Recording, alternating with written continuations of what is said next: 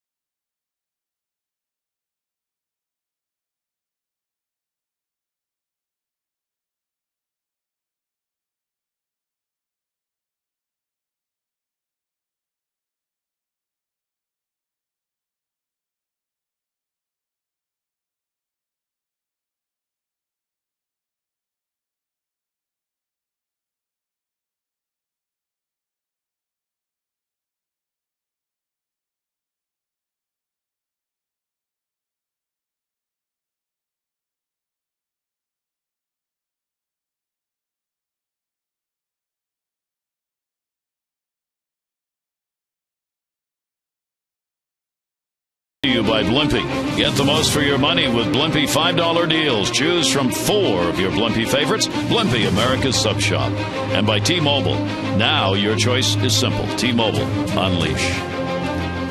For the Orioles, a final meeting against a Toronto team they hope to be able to take the season series on. Right now, the series is knotted at 8. You see teams pretty close in the runs scored, with the Jays having a slight advantage. 7th inning or later, the Jays have had some comeback wins. They've out-hit the Orioles 280 to 255, and their ERA is what's given them the problem. Both these teams have had trouble holding the opposing team down. It's the bullpen for the Orioles that's been costly, 5.69. And how about that? The first team to score has lost the last 3 games. So you get behind, you got them right where you want them. And it is a gorgeous evening here. Take a look at our train game time temperature, 75 degrees under clear skies, and you see the humidity way down. Train is celebrating its 100th anniversary by offering irresistible financing. It's hard to stop a train, really hard.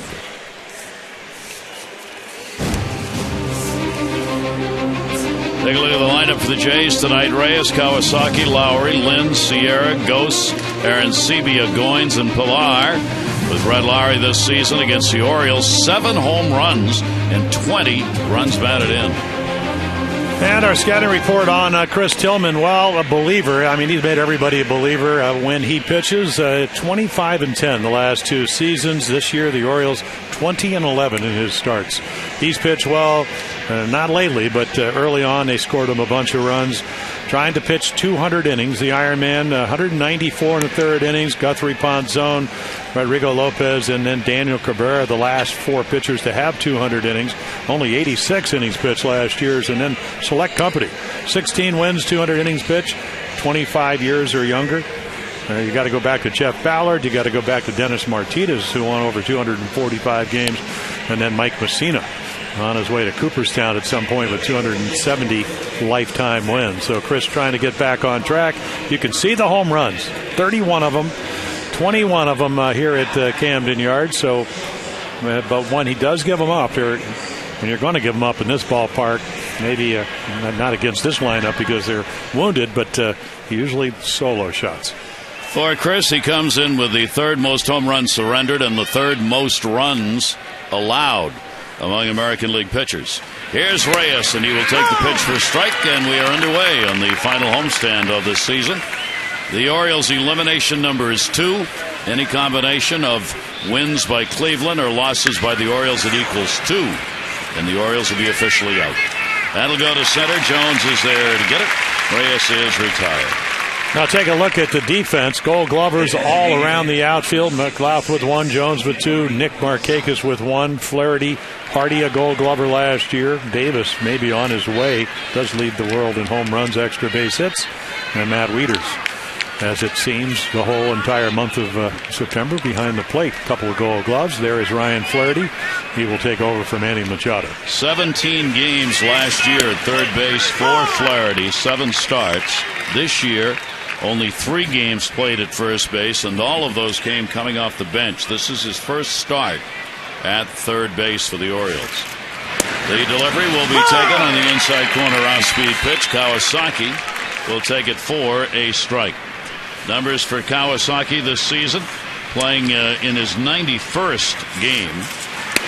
And the pitch will be taken up high with some speed at the top in Reyes and Kawasaki. And then Lowry and Lind. Sierra with some extra base hits and power in the middle, but of course the big names out of there, like Bautista and Encarnacion, not playing. Big home run hitters injured and out for some time. So John Gibbons' ball club, which came in with such high expectations on the year, has been one of the great disappointments of Major League Baseball this season. 1-2 delivery and a strike called, and Tillman will get the K.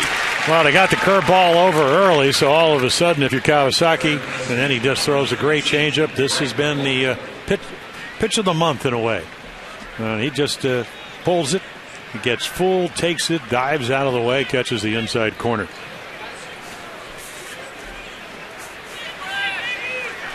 Tries to have a clean inning to start. Lowry goes to right field. Markakis on the warning track with room, and a nice clean inning as Tillman sets him down. 1-2-3. The Orioles lineup when we come back.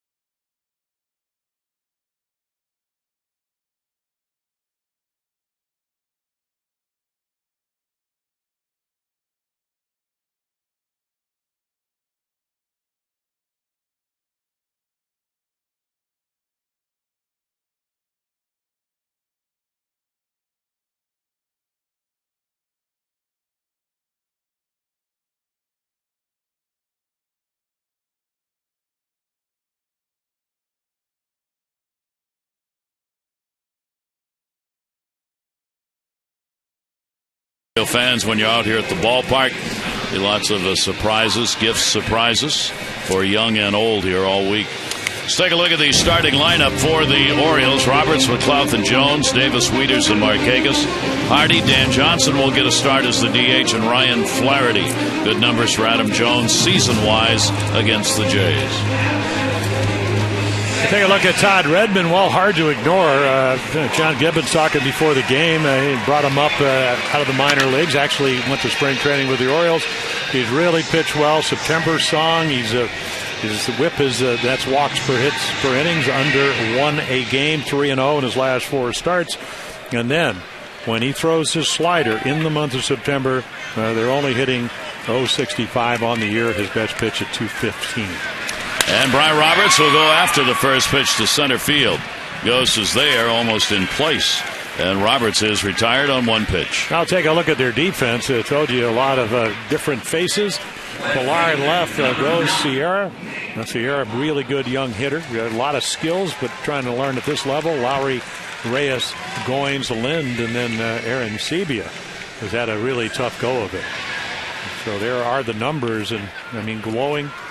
John Gibbons talking about he's been able to get him deep into the game, throws a lot of strikes, fastball, slider, occasional changeup, and first couple of starts he's had 12 of them, struggled maybe the 3rd time around. McLeod puts it up in the air to right field. Sierra will go back and stay on the grass and put it away. So a couple of fly ball outs here, and quickly 2 outs in the first inning. We'll keep an eye on the Cleveland game tonight.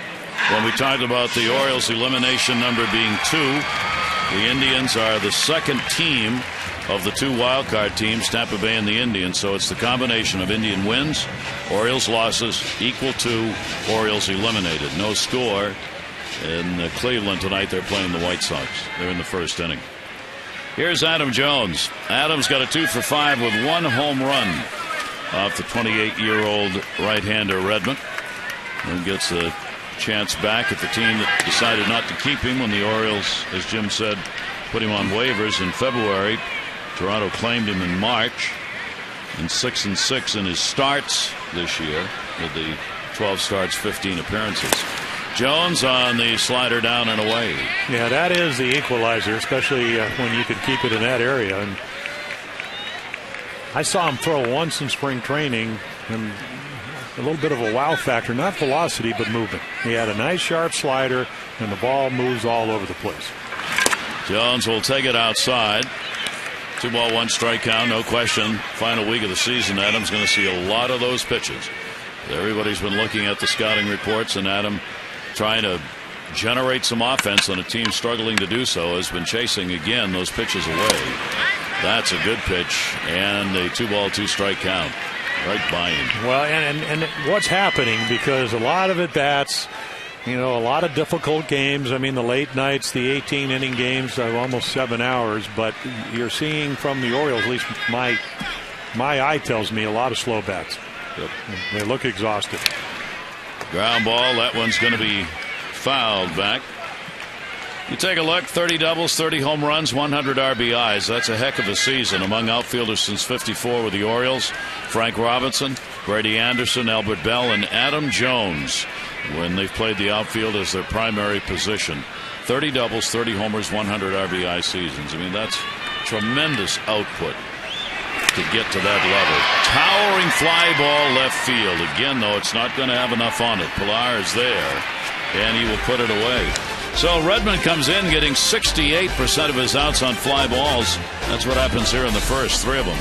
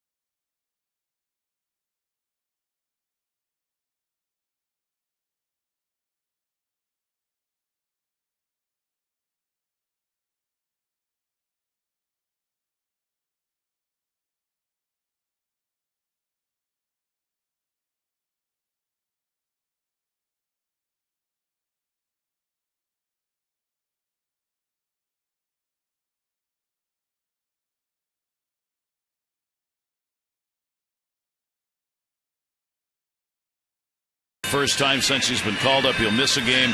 207 straight games since his debut, the longest since Hideki Matsui, 2003 to 06. Prince Fielder played in his 500th straight ball game last night. He is the 5th player since Ripken's streak ended to get there. He joins Alex Rodriguez, Miguel Tejada, Hideki Matsui, and Mark Teixeira. And for the Reds, Sin Soo Choo, one of the reasons they are winning. Another walk-off single, 10th inning last night. He's got a .583 on base percentage in extra innings, the 3rd highest in the major leagues this year in extra inning on base percentage. He's hot. And the pitch will be taken up high for a ball. Underway here in the second. This is Adam Lynn. Lynn with the power bat, 26 doubles, 23 home runs for him. And the pitch is in there. He's gone 6 for 24 off Tillman. Yeah, the rest of the staff, he takes no prisoners, 24 for 57. 4 home runs, 10 RBIs on the year. So loves it. That'll go to left field. That'll fall in, and there's our first hit of the ball game. So he loves doing that, Jim, and he keeps right on doing it here. Well, this is such a great ballpark to walk in and say, I don't have to pull the ball. Very much like Toronto. Ball flies up there, whether the roof is closed or not. And here, you walk in, doesn't matter if you have an Oriole uniform on or visitors. You go, you know what, I can just hit it. I can hit it out anywhere, and he does have great power to the opposite field. That'll bring Sierra to the plate. Moises Sierra getting the start in right field in this ball game. Sierra 1 for 2 off Tillman. And Sierra will take the off-speed delivery that is in there for a strike.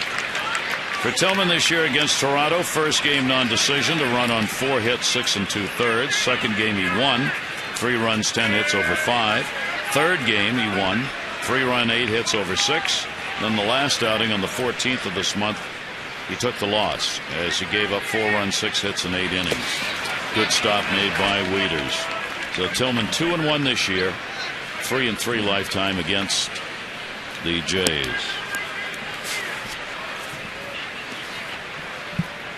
And a good ERA, not bad in this day and age. Yeah. Well, with this ball club, talking about the Orioles, that average about 4.7 runs a game.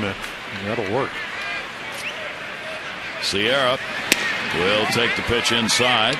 Sierra celebrating a birthday today, so he gets a start in right field on birthday day for Moises Sierra. And I wish I could remember how old he was. 26. Thank you. He looks younger.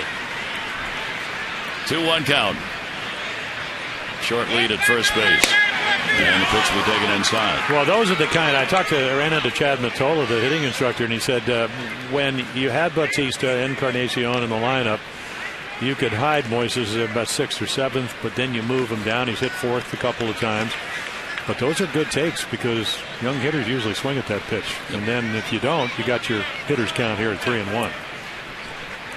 Bronner not going at first base. Ball belted to center. Jones going back, turning around, looking, warning, track and room. And Sierra 400 feet away for the out.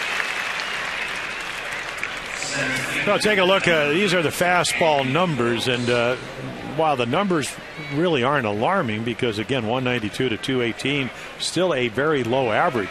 I think really what it comes down to is that the changeup. He's actually striking out more people with his changeup, so the whiff factor on his fastball has gone down, but he's still been pretty effective, even though the ERA a little bit higher than other months. I think a lot of it has to do with that third pitch, the changeup, using it very effectively. Anthony Gose and a big cut on a fastball that he put by him. Runner still at first base, 1 out. Yeah, we're seeing unusually low velocity, at least so far. Normally, Chris Tillman can get, maybe starts out at 90, goes to 92, 3-4. Tonight, started out at 90, dropped to 88. Gose appearing in his 47th game, only 120 at bats, and he will foul that one away. 2 home runs and 9 RBIs for him. Gose has been hot of late. He's hit .325 over the last dozen ball games for Toronto. If you're a pitcher in this series, especially for the Orioles, you're always looking to see, now here's a ball club that's way out of it. They've had a bad year. It's their final week. Will they be willing to chase pitches? Are they in a hurry to get home? And you want to find that out. Sometimes they are. Sometimes teams aren't. Sometimes they just come and play a free, loose game and are very tough. Well, you're right. And I think we already saw Sierra do it. I mean, he had to put a great swing on it. John Gibbons is going to be back next year. So you want to play next year? Better play now. Yeah, exactly. And you're not going to be easy outs. You're not going to give away at bats. Will not favorably impress your manager. That's going to go to the gap in left center field. It'll be cut off by McLeod, though it takes a hop away. And Lynn will make the turn. He's going to score. No. DeMarlo Hale holds him up.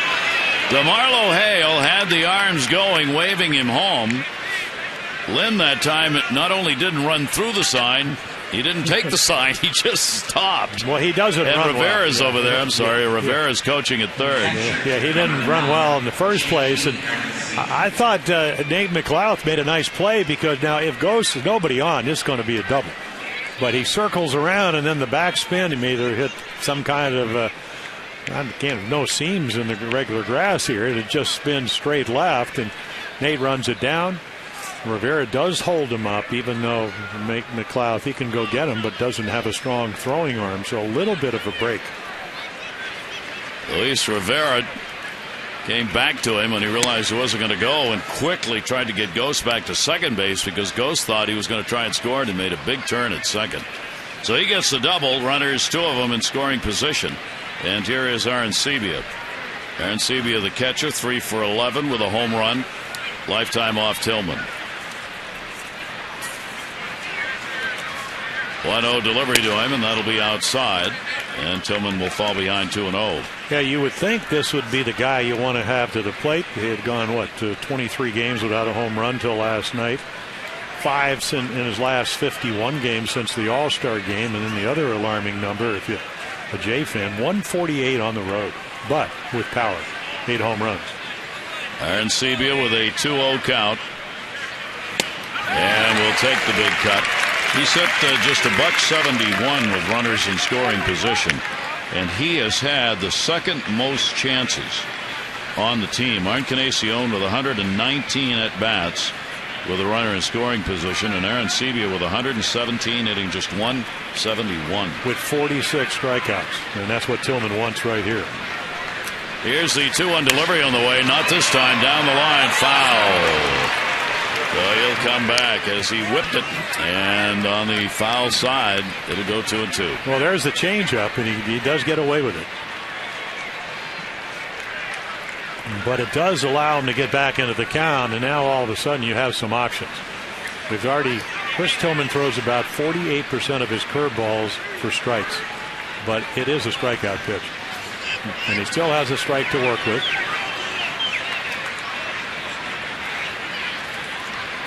One down, runners off, second and third. Infield is back. Surrender the run to get the out.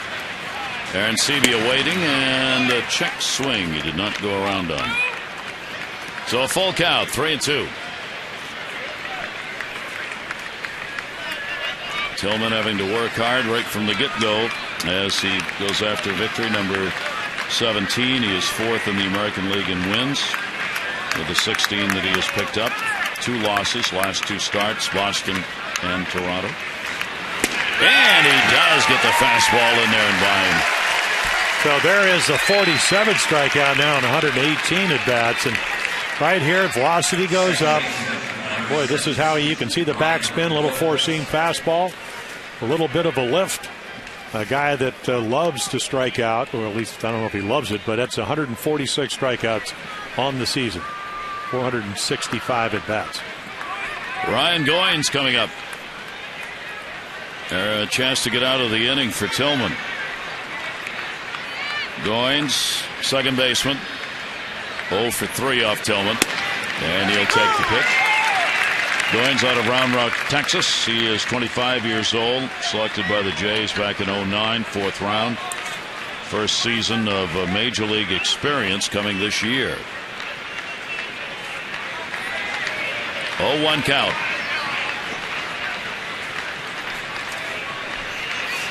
And he'll take it away. That's 20 pitches thrown by Tillman here in the inning.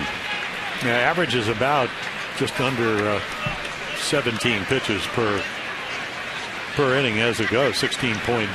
Last year 16.7. Goins with a 1-1 count. And a ground ball off the glove. Got to hurry it. Hardy, and didn't get even a run, will score. Had it not deflected off the glove, probably they could have gotten the out. A run will score, and Toronto gets the early lead. Yeah, when a ball is hit this softly and he makes a terrific pitch, it's a changeup, the tail's down and away. Watch Goins have to go down and get it. Just kind of a routine ground ball. He knocks it down. Hardy has to change direction. And Goins now, 5 for 23 with runners in scoring position. It's his 5th RBI. Goins playing in his 29th game. And over to third base goes. So first and third, 2 down. Toronto gets the 1-0 lead, and Pilar comes to the plate. Kevin Pilar getting the start in left field in the ball game tonight. And the off-speed delivery is in there for a strike. Pilar playing in just his 31st game. Another player getting some time because of the injuries. He's had only 77 at bats, couple of home runs, 10 RBIs, 3 doubles. And Pilar's got first and third with 2 out. Tillman's delivery to him. That'll be up high, 1-1. Toronto, of course, trying to withstand the loss of players like Bautista and Cabrera and Encarnacion and Torres and Morrow and Rasmus. It's been that kind of a year for John Gibbons Ball Club, and their big bats are out of the lineup, those home run hitters. 1-1 delivery, and it's 1-2. Yeah, a little tardy on the fastball. Pilar, who's hit at every level, runs pretty well. And he's played all 3 outfield positions.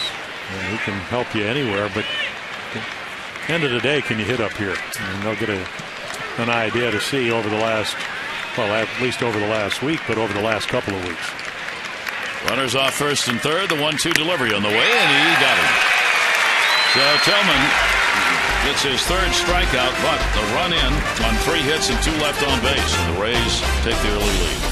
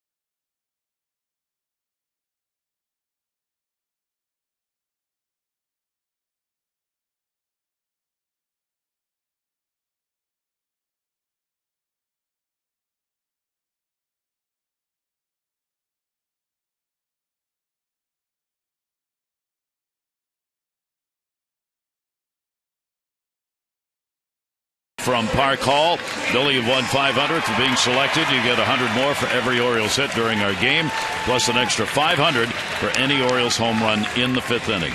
For the latest info on new games, current promotions, and second chance contests, go to mdlottery.com.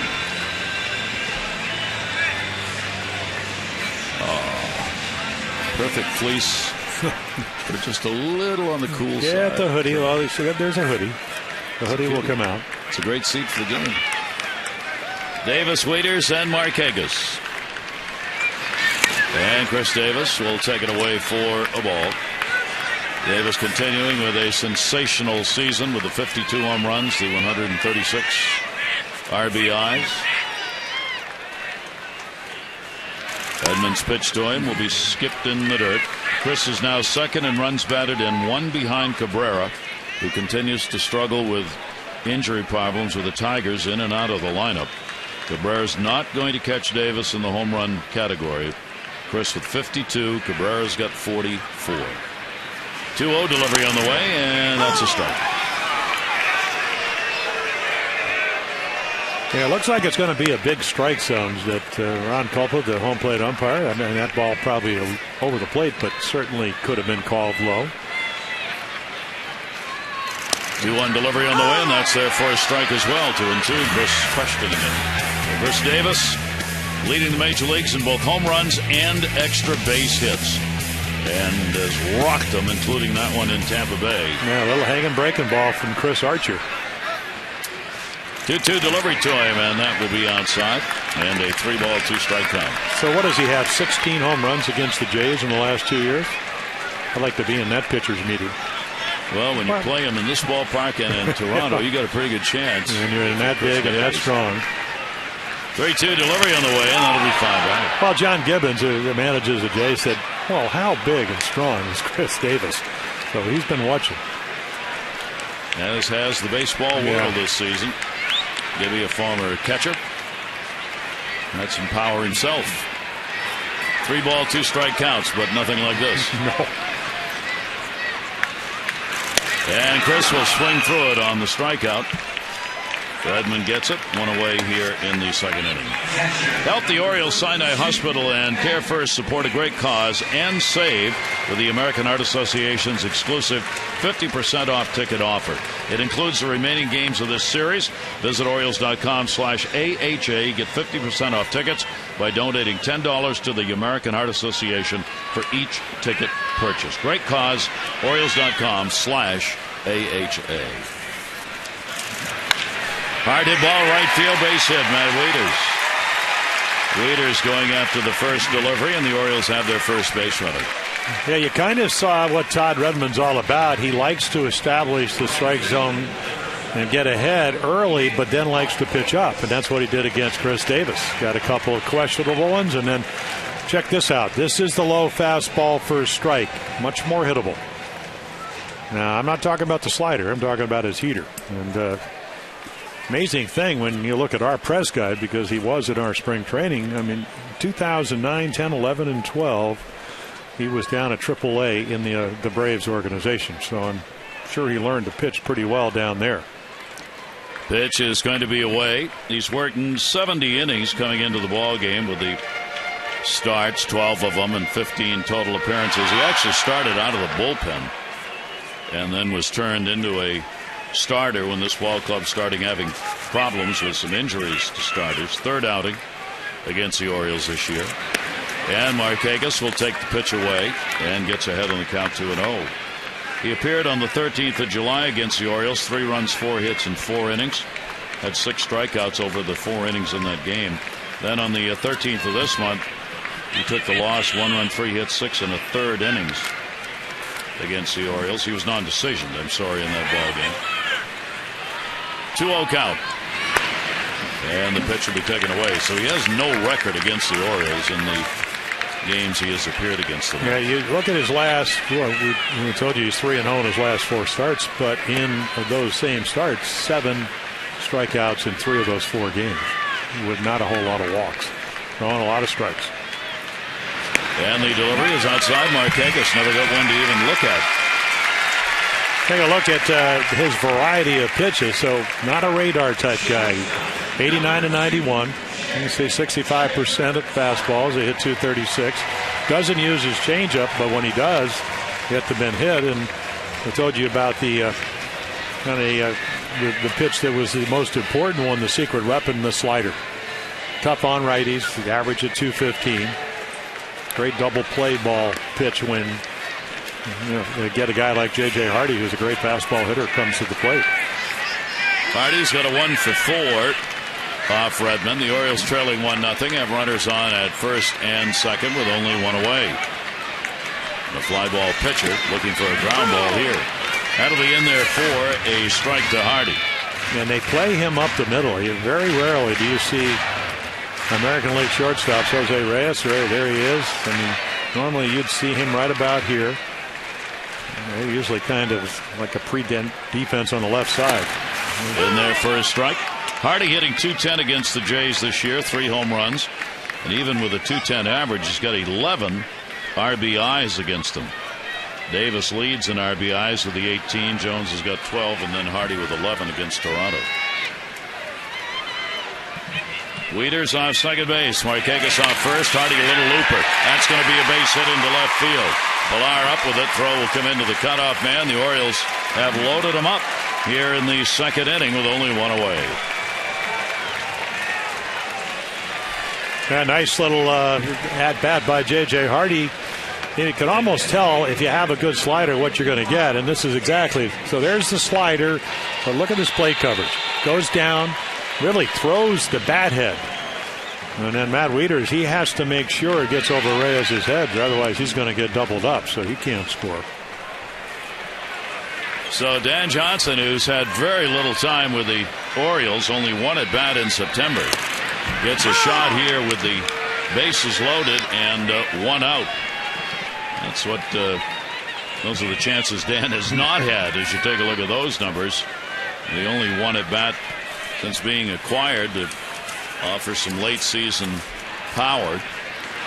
And a swing and a foul ball and an 0-2 count on Johnson. There are the base runners with a single to Wieters, the walk to Markakis, and the hit picked up at first base Hardy.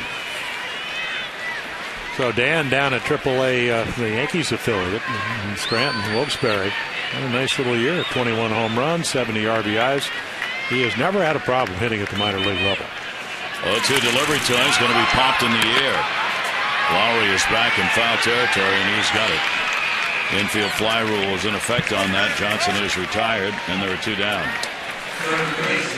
It's where the Orioles have had a tough month in a lot of offensive categories, including runners in scoring position.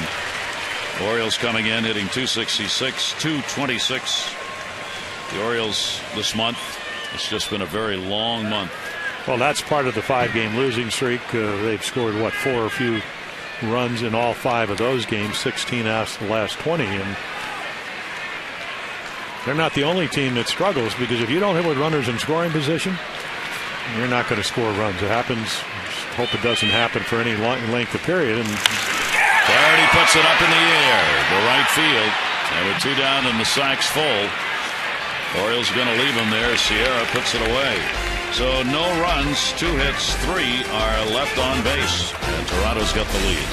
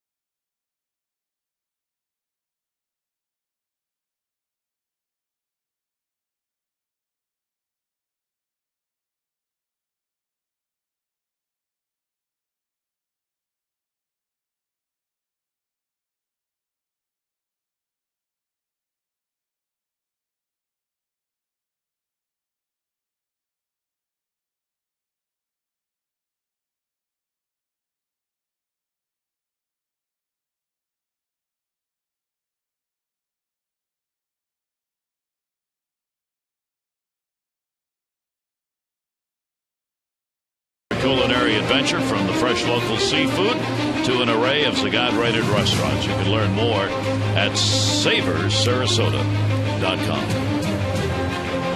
Part of the Orioles Sarasota Combine, go along with spring training. Always always a great time to visit Sarasota in the fall, and of course the winter months when it gets cold here. It's still pretty warm down there. Tillman back on the bump as we go to the top of the third inning. Reyes, Kawasaki, and Laurie will be up. Reyes flied out first time to the plate, and he'll take it for a strike. Jose Reyes, switch hitter. He's really had a fine season for this club. 253 right, 305 left-handed. Power numbers have come from the other side, right-handed, where he's had 7 of the 10. Left-handed, rather, where he's had 7 of the 10. 1 ball, 1 strikeout. Shows bunt. Yeah, well, he's healthy, and of course, his season was a little short-circuited early on. 10 games in, he was hitting .395, 5 for 5 stolen bases, home run, 5 RBIs, and then the ankle injury. Didn't really come back till right before the All-Star game. Just one of the many such incidents Jays have had to live through. Knowing he's coming back, he's taking a long look at what they've got and what they need to do for next year. Foul back over the screen. But at the end of the day, and they will not get better. The Orioles will not get where they want to get unless they improve their pitching. Yep. And I think that gets lost here in the final month of the season because the Orioles' offensive numbers have been so bad. Everybody's kind of blaming it on the offense. Swung on and missed, but remember, for 4 months of the season, the Orioles pitching had a lot of runs and just could not, especially starters, get the job done. Yeah, there's a tremendous changeup. It's kind of like the pitch Goins hit, except Goins hit the grounder right back to Tillman, went off his glove. That led to the only run you can see on the scoreboard. But to me, that's the one. I mean, Tillman still throws. Chris throws as hard as he did last year. Gets his breaking ball over the curveball about the same time, right around 50%. But the changeup, not only the lefties but the righties, that has been the big pitch for him in 2013. 1-0 delivery to Kawasaki, and the pitch taken. For the Orioles, they are 10th overall in ERA in pitching, 4.17. The starters are ranked 12th, and the bullpen is ranked 6th. And you're not going to win with that. Even if your offense, for most of the year, has been among the top 3 or 4, the Orioles have dropped to 6th in average, still 4th in runs, and obviously the home runs are still first with 202. 2-1 delivery on the way, and that'll be foul back. And then a tremendous amount of innings and pressure on that bullpen early on because of the struggles of the starters. And I think you saw that, even though the bullpen has been very, very good. In fact, the pitching in general has been very, very good in September. Tremendous. Yeah. Foul back. And the Orioles come off that road trip where they went 4-6, and their ERA was 2.99. Starters were 3.9, bullpen sensational at 1.63, but the Orioles just couldn't score. They hit 195, 10 games, and averaged 3 runs a ball game on that road trip. And that'll be lashed in the air to left field. McLeod perfectly positioned to get over there and put it away in foul territory. Kawasaki retired. Take a look at Chris Tillman and really the evolution. In my mind, it kind of goes with how the Orioles had not had a winning year until last year. So it's 2011. You can see only 62 innings, high ERA. Last year he comes up right before the All-Star break, lights out, walks and hits per inning is about 1 per inning. And then this year, he's become the horse of the staff. They scored for him, won 6-0 in June. And he has shown what I think everybody thought when they traded for him from Seattle, that he was going to be a guy that could go out and give you a chance to win just about every time out. He's done that. Laurie at the plate will take it for a strike. As Jim mentioned, the Orioles are 20-11 in the 31 starts Tillman has had on the season.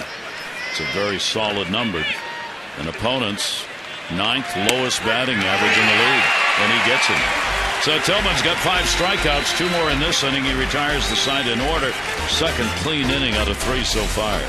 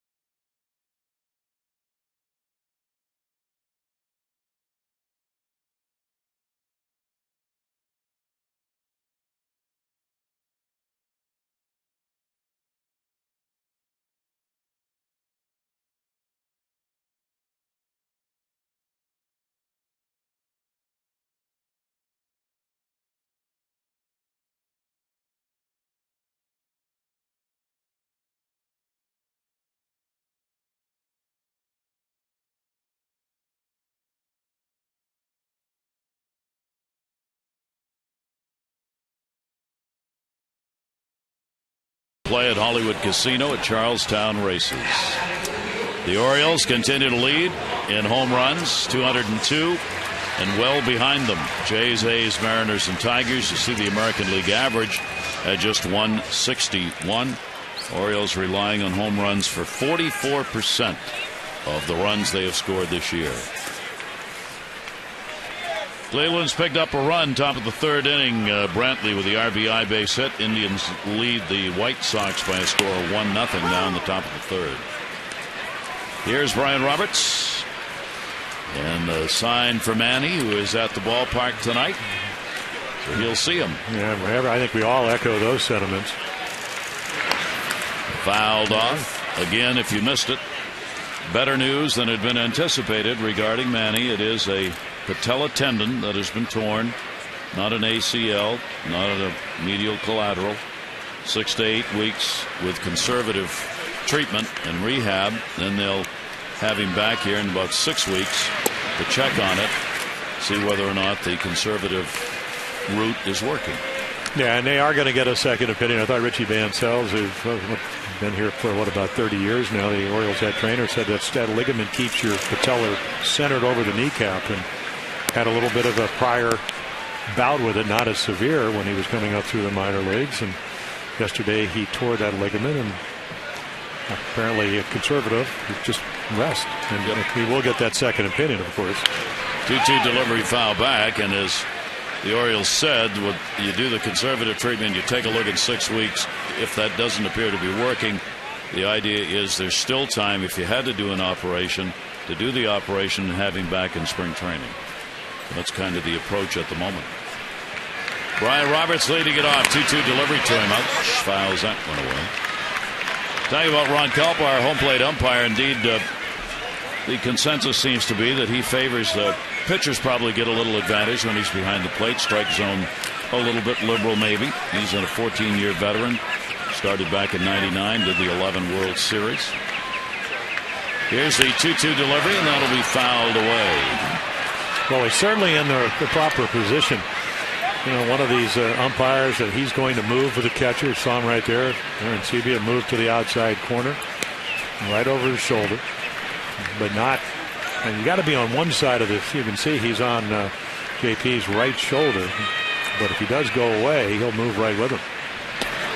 Pitch taken outside. As you've mentioned before, all the umpires now have been asked, under the direction of Major League Baseball, always to set up on the inside. They're trying to reduce concussions. So this year, if you've watched, every umpire works from the inside.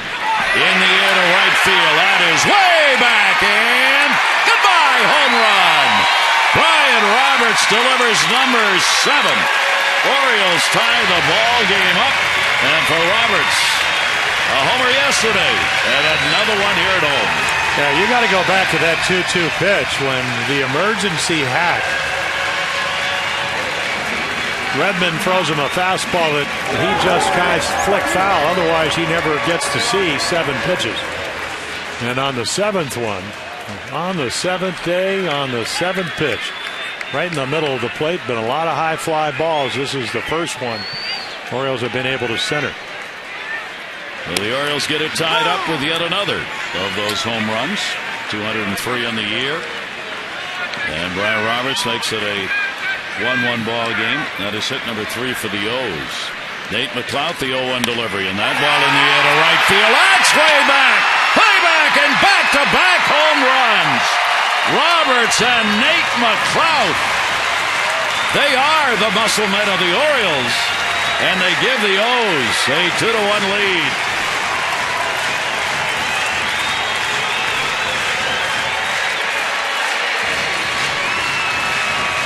Well, that'll get Aaron Sebia out to the mound. Look at that. 12th on the year, 100th of his career. And they're dancing and celebrating here at Camden Yards. And if you wonder how you're throwing, you just found out. You cannot pitch knee-high in the middle of the plate in this ballpark. Great extension. So the Orioles, top of the lineup, Roberts and McLouth, have back-to-back home runs. And the Orioles take the 2-1 lead. Adam Jones with the big cut. That will miss away. That's 2 runs on 4 hits for the Orioles. 5th time. Davis and Wieters have done it. Markakis and Jones have done it. Jones and Davis have done it. Markakis and Jones did it again. And now for the first time this year, Roberts and McLeod. So the table setters become table cleaners. Wiped them right off. Jones to third. Hit hard. Laurie's got it. Long throw. And he'll get him. Nice little arm right there. Fan Appreciation Week will conclude on Sunday with the final game of the regular season at 1:35 against the Red Sox. And that day, the first 25,000 fans 15 and over get the Chris Davis AT&T Fans Choice bobblehead. Celebrate Chris's historic season. Back the Birds one last time. That'll be Sunday, 888-848-BIRD or Orioles.com for tickets. Davis up, shift is on, strikeout victim. His first time up. He goes the other way with a high fly ball. Pilar moving over, and he'll make the catch, and there are 2 down here in the 3rd inning. About a half an inch from, or maybe even less, than throwing 3 home runs. Another big swing. Well, you talked about it, Gary. 68% of the outs on fly balls. This is not a good ballpark to have that type of repertoire. You would like to favor the grounder, especially with the Orioles' attack. So Redmond, who'd given up 11 home runs coming into the ball game, gives up 2 in this inning. And Wieters with a single, his first time up,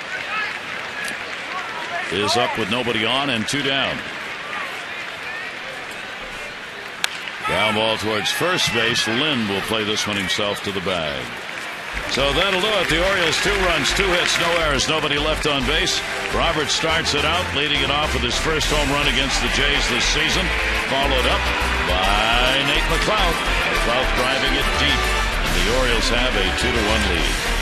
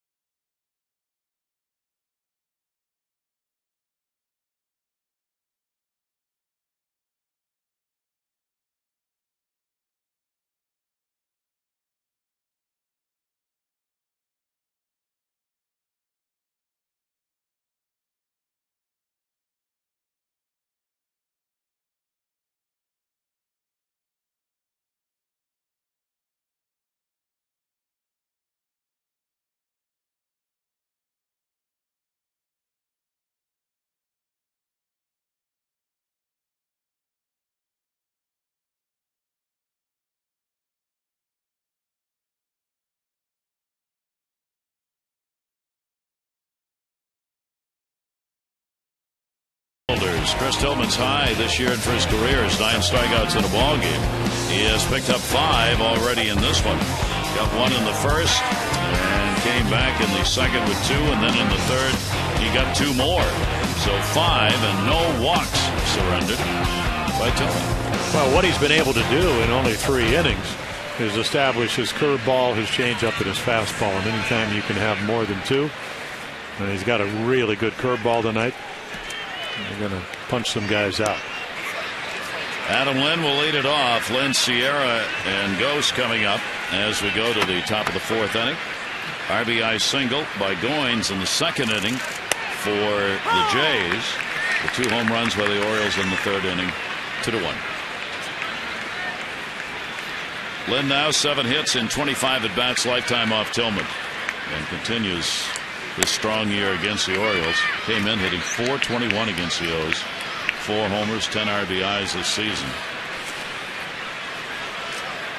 He has always been one of those hitters in the lineup for this team. The O's have struggled to get out. And that pitch is going to be inside, 2-1. Yeah, this is a pretty typical year for him when he's healthy. I mean, the highest total, 35 home runs. But Dwayne Murphy, former hitting coach, now the first base coach, said when he uses left field like that, then all of a sudden he becomes a very tough out because, you know, they put the shift on. Nobody's playing over there. So that's now 2 for 2. A line drive to left and now a ground ball.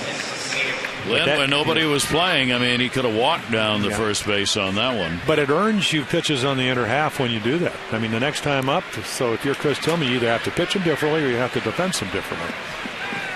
He's on. Moisés Sierra will come to the plate. 4 hits for each team. Sierra flied out to center field his first time up. Ghosts and then Arancibia due up for Toronto.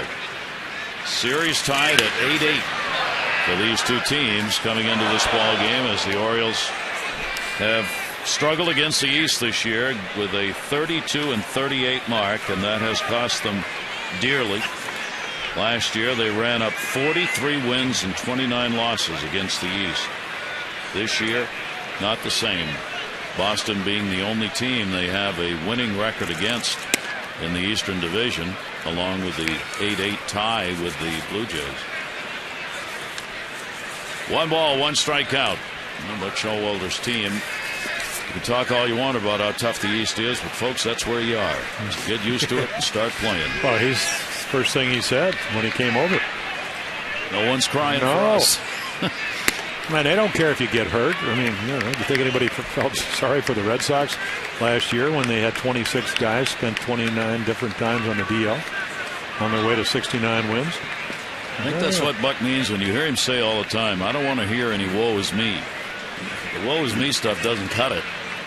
If you're in the East, get used to it and start winning. Breaking ball is going to be taken down low.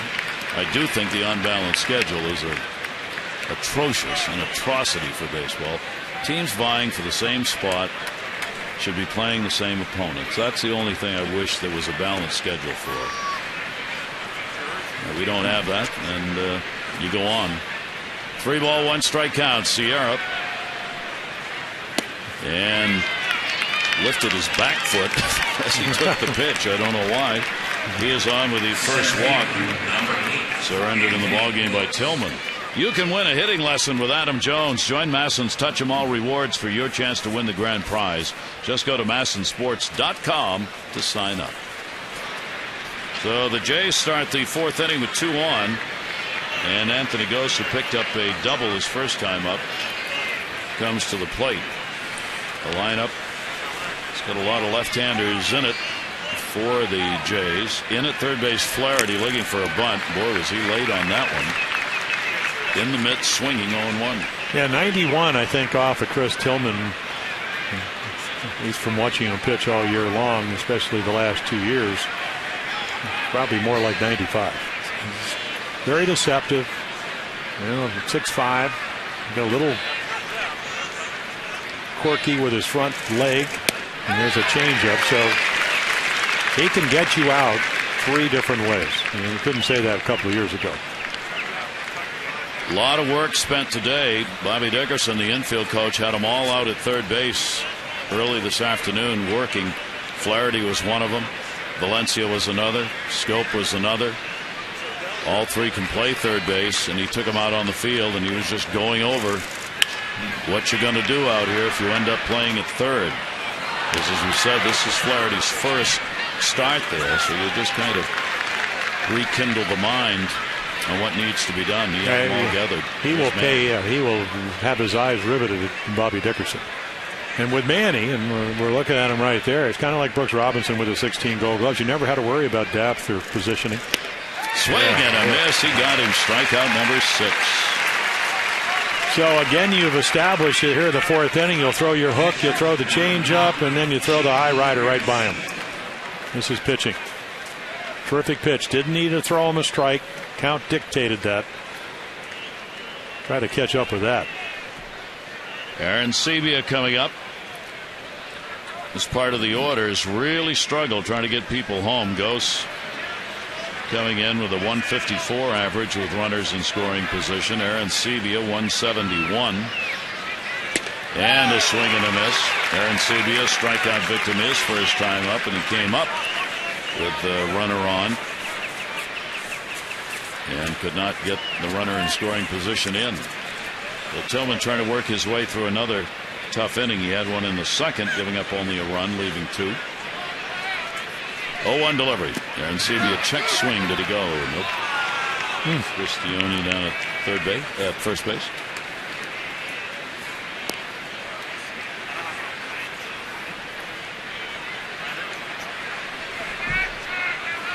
One ball, one strike count, one away. Tillman, too, a fly ball pitcher. About 60% of the outs on fly balls. 1-1 delivery, and that'll be up high. Now you get into these counts, and I was talking to Buck Martinez, Pat Tabler, who can do the television. Buck, former catcher, he said all the strikeouts, all the slumps come from because he's got kind of one little area that's kind of down and inside middle. Towering fly ball, shallow right. Markakis. And even when he gets his pitch, misses it.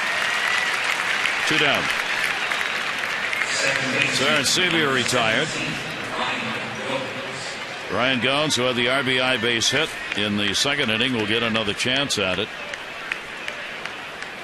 here in the fourth, with the Orioles up 2-1.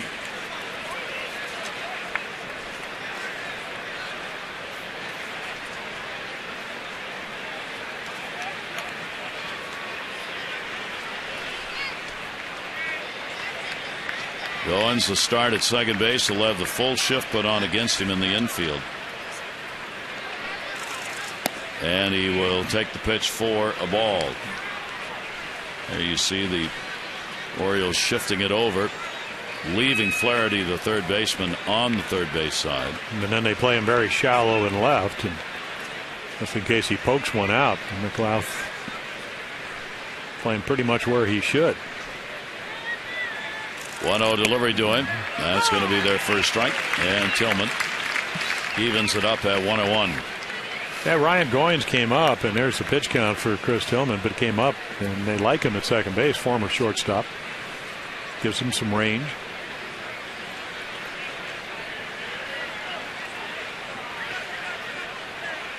Runners off first and second, 2 down.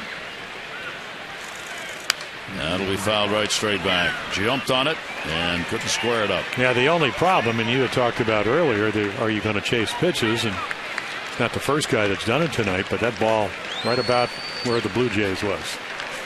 So ball 2 became a strike. And now Chris Tillman can make his pitch. Boy, if they swing at balls, that's pretty much what you have to throw them if you can. When they swing at strikes, it makes it a lot harder.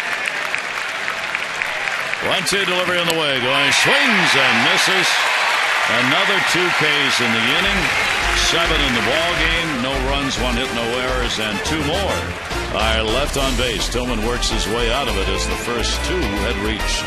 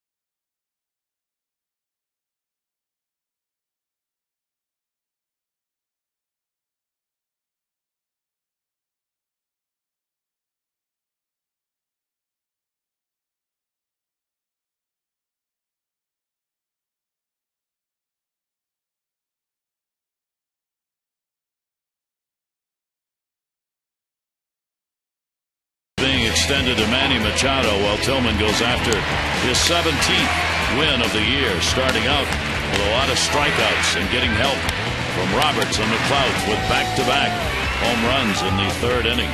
The Orioles take a 2-1 lead in the ball game going to the bottom of the fourth.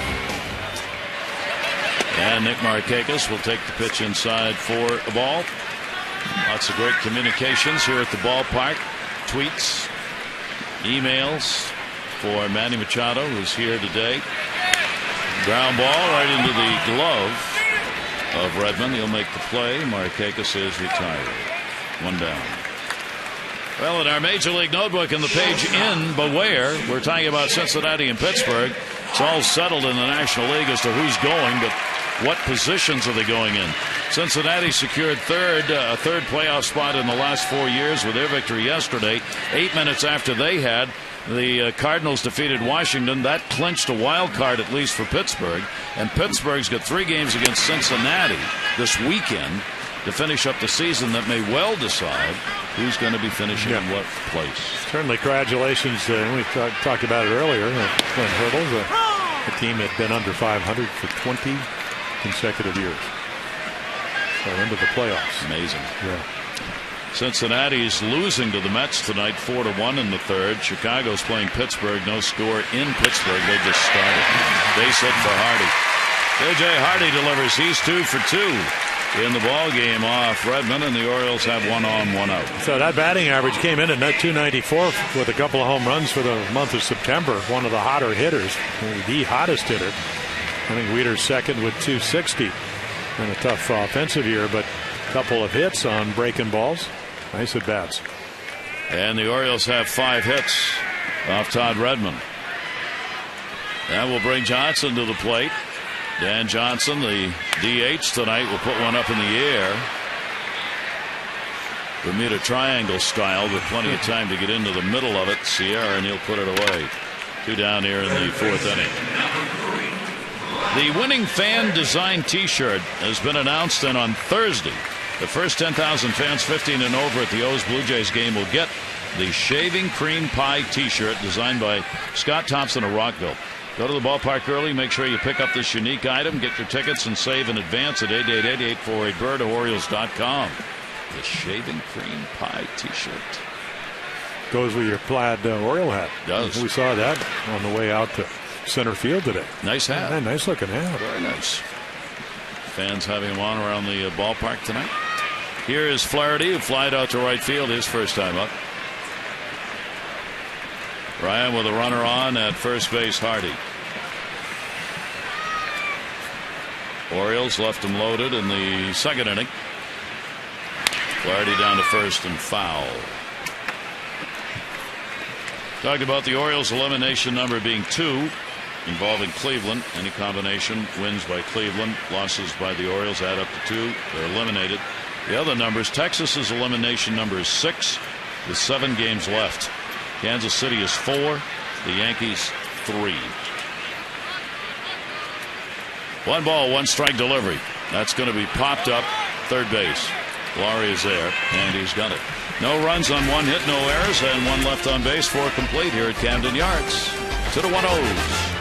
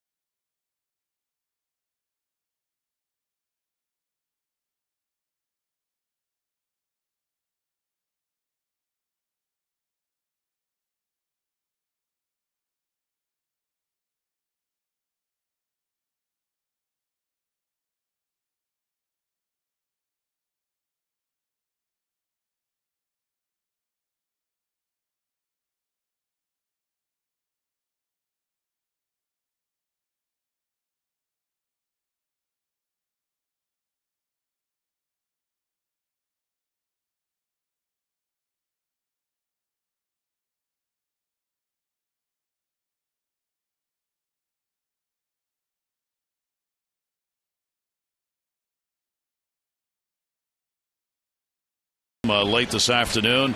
Richie Bancells, the Orioles trainer, I thought very well explained what the injury is. The MCL is fine. The ACL is fine. All those major ligaments are fine. This is a smaller ligament, and what it does is it keeps your patella from sliding laterally. If everything works well with the conservative treatment, and the plan right now is to have him back here with Dr. Wilkins in like 4 weeks to see what the progress is. All in all, if that continues on a conservative path, it would be 6 to 8 weeks. If the conservative measure works, he's ready for spring training. There you go. There's the update on Manny, who's continued to be at the ballpark and a fan here tonight with Miguel Gonzalez on the bench. And if I was Miguel, I'd put my arm around him. Thank you very much for all those plays you made. I want to hang by your defensive stars. Well, you could have your arms around the whole team the way they played this year. Manny should be ready for next year. All goes well. Whether the conservative treatment works or they have to go another route, they've given themselves, the Orioles have enough time for in either case to have him back. Pilar struck out his first time up, batting ninth. He will take the pitch up high from Tillman. Top of the order, Reyes and Kawasaki will follow. We are in the fifth inning. The Orioles have the lead. 2 runs, 5 hits. They've left 4. Jays a run on 4 hits. They too have left 4. Fouled right straight back. Orioles another 1-run loss, of course, in the ball game yesterday with a 9th inning walk-off home run. The amazing turnaround, 17 and 30 in 1-run ball games this year. And the Jays right with them in 19 and 27. Except the Orioles won 29 and 9 last year. Amazing. Well, with that and the 2-run games, 25 and 14, the extra inning games, 16 consecutive wins. That'll go to short. Hardy on the short hop in between will make the play. 1 down. Our PNC Minor League report is brought to you by PNC Bank for the achiever in you. Yeah, grandson of Carl Yastrzemski, so yeah, nice little season. Chance, and you could see against lefties, hit him real well. Look at those numbers. Terry, when you were in Boston, had the Yaz trophy statue been up yet? It was going to be up that weekend, last weekend. Yaz was there at the ballpark at Fenway, and they unveiled his statue. I guess it's him bowing to or actually acknowledging the crowd in his last at bat in 1983. Yep. I was looking at some of the numbers.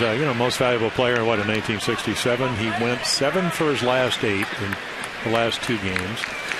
He hit 525 in the last 14 games with 5 home runs and 16 RBIs. That's a nice little finish. That's a good way to go. 0-2 delivery is going to be a base hit into left field. So Reyes is on. 1 down. He gets his first hit of the ball game. Reyes is 1 for 3. Yes, has been somewhat of a recluse. He was never a person who liked the fawning over that comes with his status he had. So he went back to Long Island. They had a farm out there and pretty much stayed there and didn't come back to the ballpark a lot. Not because he didn't care, but that's just who he was. So he was really moved. You saw some of the video of the unveiling. He was very touched by it and very appreciative. And the pitch taken for a strike. Kawasaki is struck out and flied out. 0-1 count, 1 down. So let's see if Reyes with 13 steals will do a little bit of running. Hard to run on Tillman. 4 out of 6. That's all. All these innings, all these starts, and only 6 attempts. Part of it's him. He holds runners well. He'll step over. He'll throw off. A little slide step. And then he's got one of the best throwing catchers in the American League. Matt Wieters behind the plate. Kawasaki 0-1. And the pitch will be taken up high. 1 ball, 1 strike count. White Sox have come back to tie Cleveland. Bottom of the 4th inning. It's 1-1 now. Santiago for the White Sox. Run on 2 hits over 3. Jimenez has pitched so well for Cleveland, giving up a run on 3 hits over 4. So they got a pitching duel going early in their ball game. Cleveland is the second wild card team, the one the Orioles are chasing. That ball is going to be popped up on the attempted bunt all the way back over the screen. 1-2. Kawasaki could almost shake hands with Flaherty, who Now with 2 strikes, Ryan will move back a little bit. They certainly anticipated it. There's your angle. I don't want to play too deep because if he slaps one at you, he runs pretty well. You still want to be able to defend your positioning. There's Bobby Dickerson giving him, but also be able to maybe turn a double play. 1-2 delivery. Reyes has not moved over there at first base. And he doesn't hit. And the pitch hitting. Hitting on the knuckles. Kawasaki made that one come true. Well, I'm not really sure that he even made any attempt at all. In fact, he put his hands over the strike zone. I mean, this ball is just about a strike. You know, that ball hit the bat. What kind of call is that? A mistake. And then what's these reactions? Talk about a smart guy. I mean, that ball doesn't come close to hitting him, and all of a sudden, you got yourself a little bit of a jam. So it'll go down as a hit batter. So there's your video replay. Yep. They change it. 3rd of the season for Tillman, and now again 2 on, 1 down. Laurie up, and the pitch will be taken inside for a ball. Well, Toronto's had some chances here in the ball game, leading 2 on in the 2nd inning, 2 on in the 4th inning. They've got 2 more on here in the 5th. Now they've got the middle of the order up. Yeah, 271 for Chris Tillman with runners in scoring position. 1-0 delivery on the way, and that'll catch the outside corner for a strike. Laurie swings like a coiled snake. He just winds up and rips. And he doesn't get fooled very often, so he generally hits the ball hard. But he doesn't hesitate on the cut. And that's going to be outside, and he didn't go. It's 2-1. It was almost a cut fastball, and could have gone either way. Yeah, really could have. Laurie's hit .227 against the Orioles this year, coming in with 1 home run. 2-1 count on him. Runners off 1st and 2nd. Tillman's pitch to him's going to go to short. Taylor made. And they get him. Big double play turned right there. No runs, 1 hit, no errors, and 1 left on base. It remains an Orioles 2-1 lead.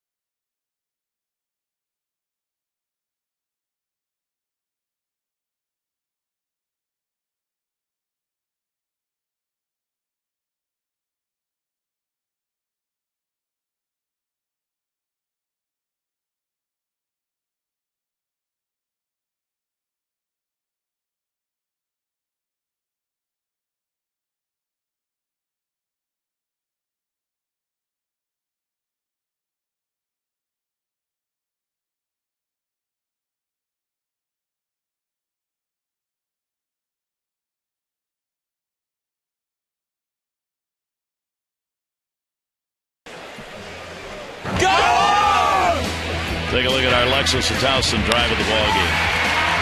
Brian Roberts, that came in the 3rd inning, his 7th home run, would get the ball game tied up. He'd be followed by Nate McLeod. Back-to-back shots. Nate's 12th of the year. Our drive of the game brought to you by Lexus and Towson, the Baltimore area's #1 Lexus dealer. Come see why they're #1 at Lexus and Towson. Fans applauding Manny.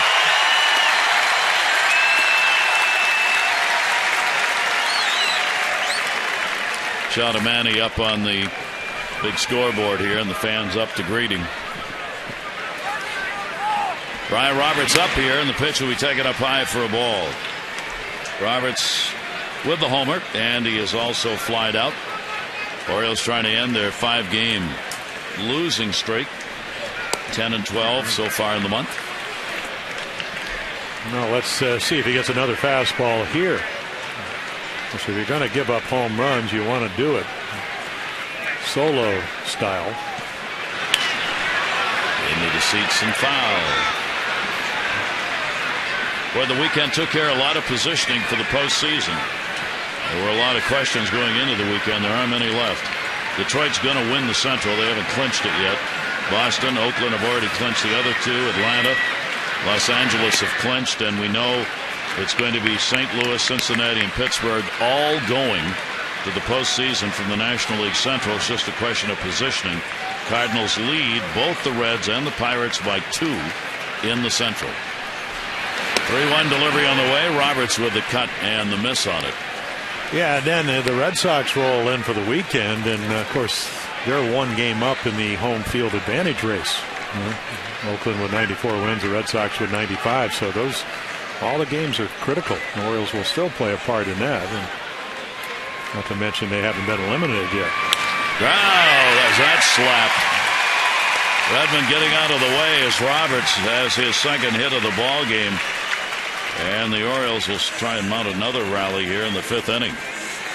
Speaking of which, time for the 5th inning home run bonus. For this inning only, today's Maryland Lottery hit a big contestant of the game gets $500 for any Oriole home run. Billy Schrock has already won $1,100 today. For all the latest info on new games, current promotions, and second chance contests, go to mdlottery.com. McLeod, his 12th home run, coming in the 3rd inning. And he'll take the pitch pickoff at first. Throw down by Aaron Sebia to Lind. Aaron Sebia's thrown out 26% of base stealers. Stolen bases against Redmond, 7 for 7. Have not thrown anybody out when he's been on the mound. 1-0 delivery and showed bunt. Runner doesn't go. Strike is called. Third base umpire saying he went after it. Tom Hallion.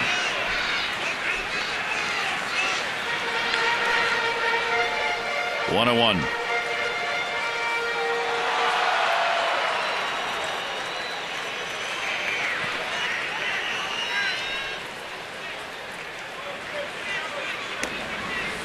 Quick toss made by Redmond. Yeah, he just held the ball long enough, and Brian 3 out of 4 when he's tried to attempt steals. Go back to early April, that hamstring tear had to have it operated on, so the running game certainly seems to be moving better.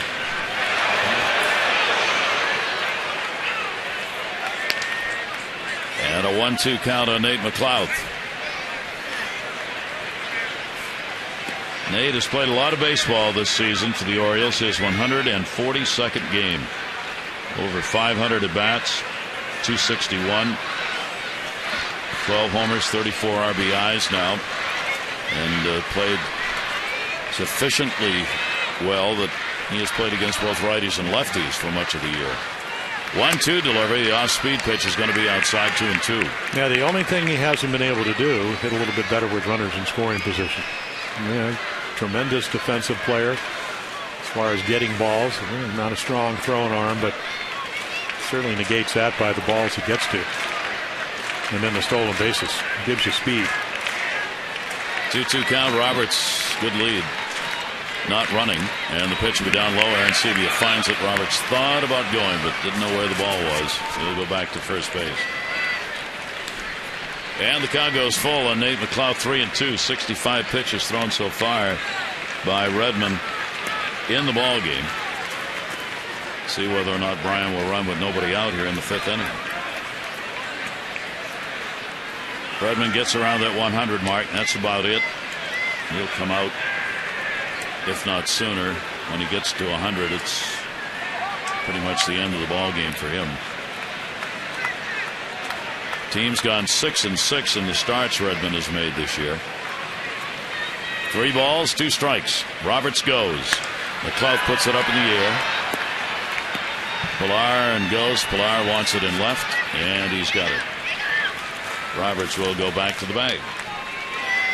Tune in to the Mid-Atlantic Sports Report tomorrow, 5 to 6:30. Tom Davis, Mel Anthony, Dave Johnson, and Phil Wood. They've got the pregame coverage of the Orioles-Jays game. Batters practice look-ins, player sound, scouting reports, much more. It starts at 5 on Masson tomorrow.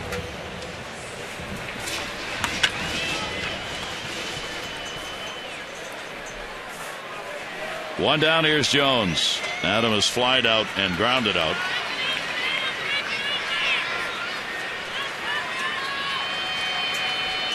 Couple of hits, 7 at bats, lifetime off Redmond, including 1 home run. That jam fouls it back.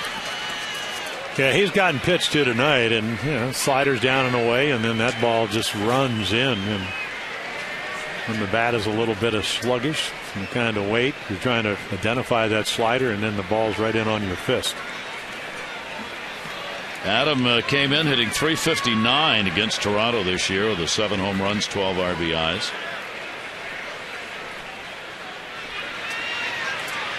Holding a long time, the 0-1 delivery. That's there for a strike, 0-2. Take a look at our AT&T Mobility Trivia Fact. Orioles have 7 players with 140 or more games played this year. That's the most in the majors. Jones, Machado, Davis, Markakis, Hardy, Wieters, and McLeod. There's been a real core, obviously, to the Orioles team. Although sometimes it seemed like there were a lot of comings and goings. Most of it came in the DH role. Never really able to solidify that role. Well, the core players, they're among the best in baseball. And that is a step forward. No doubt about that. We used to look down on the field and you go, oh boy, they're all better than us all around the field. That's not the case anymore. You've got to fine-tune the rest of the game, your team a little bit. That's a broken bat. Fly ball. It's going to fall in for a base hit. So Jones is on. Roberts goes to second. 1 away. Yeah, Pilar, I think, not that he should have caught it, but the big swing, because he kind of hits it up on the label. There's the big swing, and right there the ball's just going to stay. And then I think Kevin Pilar is saying, well, I'm not going to play it into a double. Kind of the wise move. Let it drop in front of him. Adam says, thank you very much. So the Orioles get 2-1. And that will bring up Chris Davis. Davis has struck out and flied out. See, the Jays already with a 1 for 7. The Orioles with a 1 for 3. Orioles in September hitting .218 with runners in scoring position, .266 overall. Davis going for the 3 RBI shot right there, 0-1.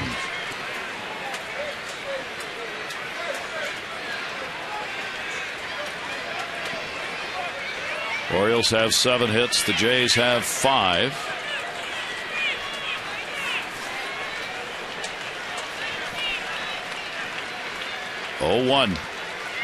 Roberts and Jones, their leads, and pitch down and in. He just fouled back. Take a look, and this is how the league, 39 home runs at the All-Star break. I mean, did they pitch a little bit different? 3 on the left. Those are the chase counts. So he really hasn't gone up, even though you would think that the league would adjust a little bit, so the chase is only up a couple of percent. I just don't think he's getting as many great pitches. It looks to me a lot of breaking balls, try to stay down, and then try to throw the fastball by up and in. Fly ball, left center, deep. Pilar's there, runner tagging. Roberts, he's going to go to third. Throw will come to second to hold Jones at first.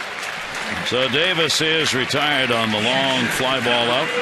Now with 2 away, Orioles have runners at first and third base.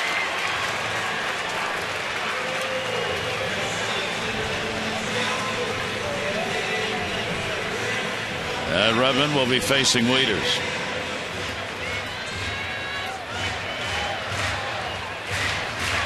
Switch hitting catcher for the Orioles here at home this year. He's hit .216, .246 on the road. 12 of his home runs have been hit here, 12 out of the 19. So Matt with a single and a ground ball out. First and third, 2 away. And the Orioles with a 2-1 lead. as the runs continue to come hard. Edmonds' delivery, ground ball foul outside of first. Yeah, Richmond, there's Luis Perez coming back from elbow problems. He's up and throwing for the Jays. But Richmond's done a nice job. Again, 12 starts, 213 and runners in scoring position. So in the clutch. And pretty good. 0-1 delivery boxed. Yeah, that ball almost got by him. Yeah. Like it got in the bottom of the web.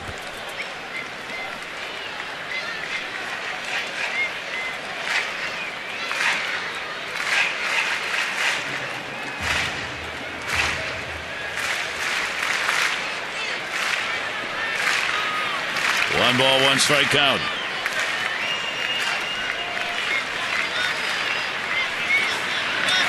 And Wieters the chopper. They're hit him in the batter's box. Foul ball. And 1-2. Now I asked Matt how you catch 18 innings.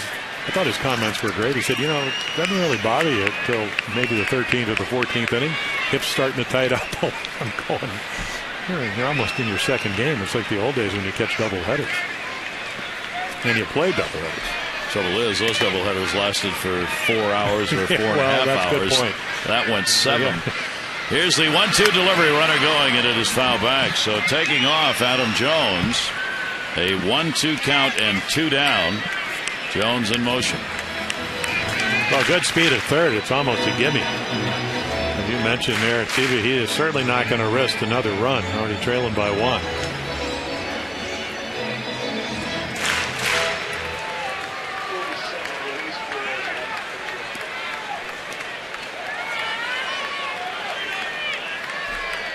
Redmond with a 1-2 count again. Wieters, runner goes. It'll be taken down low. Stolen base will be picked up by Jones. So Adam Jones willingly taking the base since it was going to be offered. And he'll pick up number 14 out of 17 in stolen bases. And that gives the Orioles 2 in scoring position. And it also gives you retired Redmond. Who do you want to pitch to? I mean, you are in the 5th inning. Reader's hotter than Markakis on deck. Wieters chases up high. Redmond will get the strikeout, just his second of the game. No runs, 2 hits, no errors, 2 left in scoring position. Orioles lead 2-1.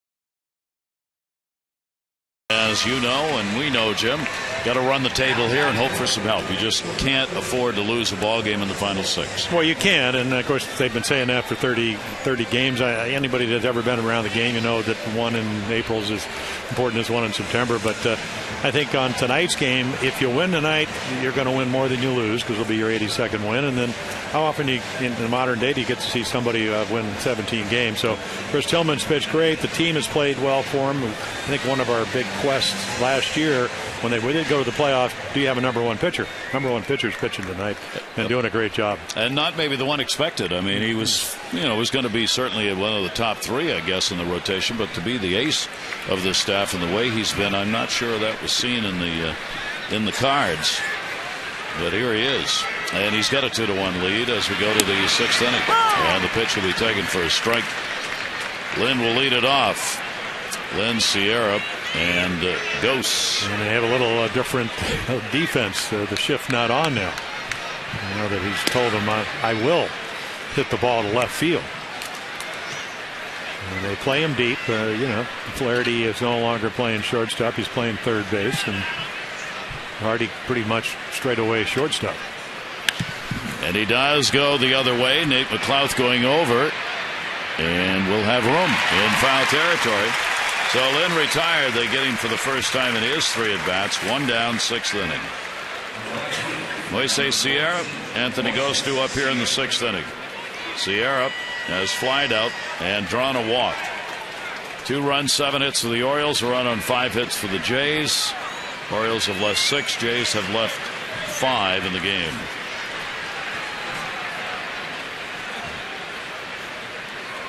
And with 1 down, the pitch is outside for a ball. Detroit Tigers have a chance to clinch their division. They're playing at Minnesota in a ball game tonight. They clinch at least a wild card if they pick up the win in the ball game tonight. And it would guarantee them at least a tie for the division. I mean, they're going to win the division absent a monumental collapse on the part of the Tigers. And the pitch is strike. Inside corner. Yeah, Sierra, he goes, I wouldn't call that high pitch in the minor leagues. He's been a doubles machine. Only Pedroia with more doubles since he came up the 21st of August. He's got 13 doubles. Pitch will be taken outside. 2 balls and 2 strikes. Moises Sierra. 2-2. With 1 down, nobody on, and he'll foul that one off the other way. You get an idea that he likes to hit the fastball. That ball about almost eye high.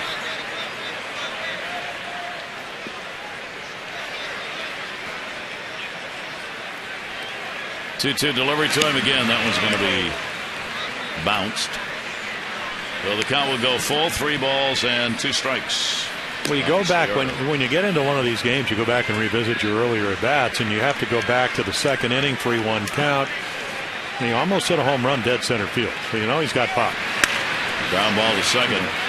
He had to stand on his tippy toes and then just kind of turned on the ball over to second base. And there are 2 away here in the 6th inning.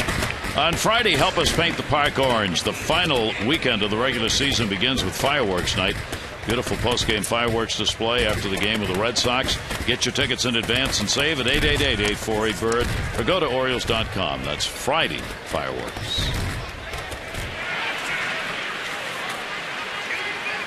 Tillman with 2 down and nobody on. Anthony Ghosts. He has doubled and struck out. 1 walk, 7 strikeouts for Tillman. He's retired the side in order in the 1st, 3rd. And now trying to do it again here in the 6th. Reaching that kind of magic mark of 200 innings pitched for a pitcher. Tillman's there. Fall back into the screen. Tillman trying to pick up win number 17, as we said, and you can pull that one off. It'll be a major accomplishment. First Oriole to do it since Mike Messina. 1999 when he won 18. 0-2 delivery and a swing and a miss. 8 strikeouts, 1 shy of his career high, and he does set him down. 1-2-3.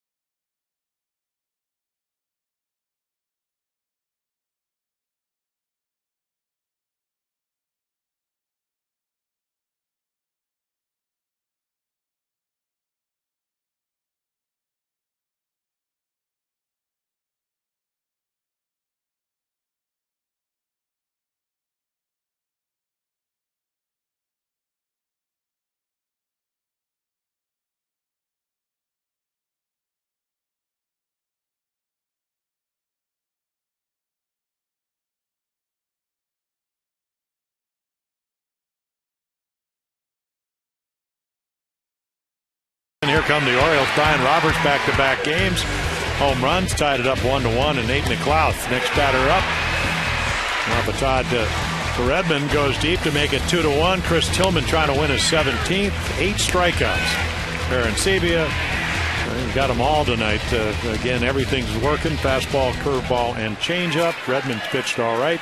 A couple of balls in the middle of the plate for the 2 home runs, and then as he will pitch here in the 6th, and you can see the pitch count 98, and that is Geico, saving people money on more than just car insurance. Nick Markakis will lead it off for the Orioles. Markakis, Hardy, and Johnson. Nick has walked and grounded out. That'll go into right field for a base hit. So Markakis starts out the 6th inning with a single against Redmond. So take a look, and I mean, 8-8. The Orioles trying to make it 9-8. And Blue Jays also trying to do the same thing. It's pretty equal. The only difference is the bullpen ERA. I mean, obviously, if you're John Gibbons, you manage the Blue Jays. You thought the pitching, especially the starting, would be better. Their bullpen is good, and then you can see first team to score has lost the last 3 games. Orioles hope that is the case tonight, as the Jays got on the board to 1-0 lead early on. And 2 managers who will be back in those uniforms next year, both returning to their ball clubs. J.J. Hardy. Orioles have the leadoff man on for the 3rd time in the ball game. Hardy puts it up in the air, center field. Goes. Redmond's given up a lot of fly balls, but he's kept them to the big part of the ballpark, except for the Roberts and McLouth back-to-back shots. Yeah, kind of the irony is, in John Gibbons, as you mentioned, the former catcher who's managing his team, said he likes to pitch up in the zone. The 2 balls that have been hit, in fact, most of the hits tonight have been down. Sliders down, other than maybe an occasional hanging slider. Hardy got a hit on one of them, but the home runs were both low fastballs. And so again, he tries to get ahead and then pitch up, but only 2 mistakes tonight. Johnson, the DH, has popped out and flied out, and the pitch will be taken up high for a ball. White Sox Cleveland continue tied, 6th inning, 1-1. Good pitchers duel going on there. 1-0. Short lead at first base for Markakis, and that pitch is in there for a strike. Yeah, Dan Johnson said, can you just move it in? Stop hitting the inside corner, because what he's been able to do is get ahead of them there and then make good pitches either in or up and in or down and in. 1-1 delivery high in the air to right field, way back on the warning track with room. Sierra and another long fly ball out 2 down, and he is hurt out there in right. Sierra, even before he caught that ball, started limping. I don't know if it's Achilles heel, certainly limping around. And Rasmus got hit on a warm-up throw by Gaz the other day, so he's done for the year. Swollen eye. And let's take a look. Some turf. He had just lost his balance.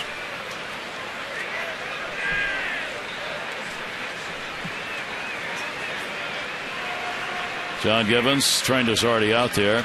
Gibbons, the manager, making his way out as well, but it sure looks like Sierra's coming out of the ball game.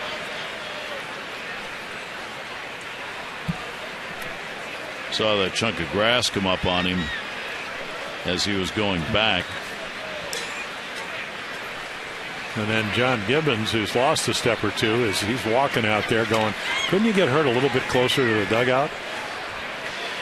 I hope Sierra's all right, one of their young. John will say, what am I going to do when I get out there anyway? I'm just going to look. Can ask you how you are. I already know that. Not making fun of this for Sierra, but he's out of the ball game. Yeah, and no, we certainly hope John Gibbons. Yeah, I don't know if he's calling for help or helping for Moises.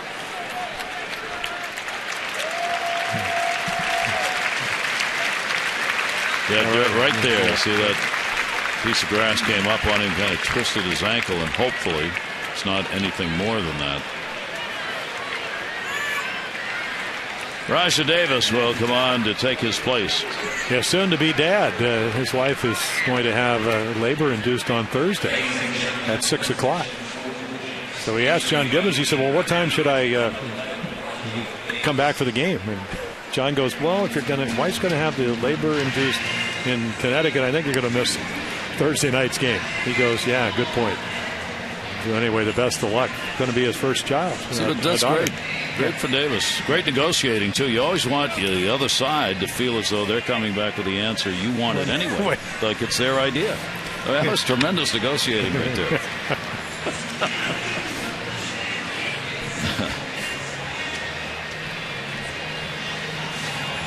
So Davis will loosen up, and unfortunately Sierra coming out with a problem with the ankle. When the Orioles win, everyone wins, and all season long when the Orioles win and score 5 or more runs, you get 50% off regular menu price online orders at papajohns.com by entering promo code Orioles5. Better ingredients, better pizza, Papa John's. Valid at participating Baltimore area Papa John's. No, we hope Sierra, it's nothing serious, as he will leave the ball game. 16,772 the announced attendance tonight. 16,772 here at the ballpark, and the Orioles return to kick off this final homestand. Runner at first, 2 down. Ryan Flaherty up. Flaherty 0 for 2 in the ball game. Arcega started it out with a single. He's still there.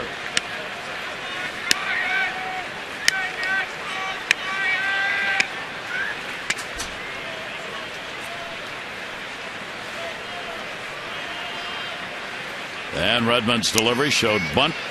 He takes the pitch for a ball.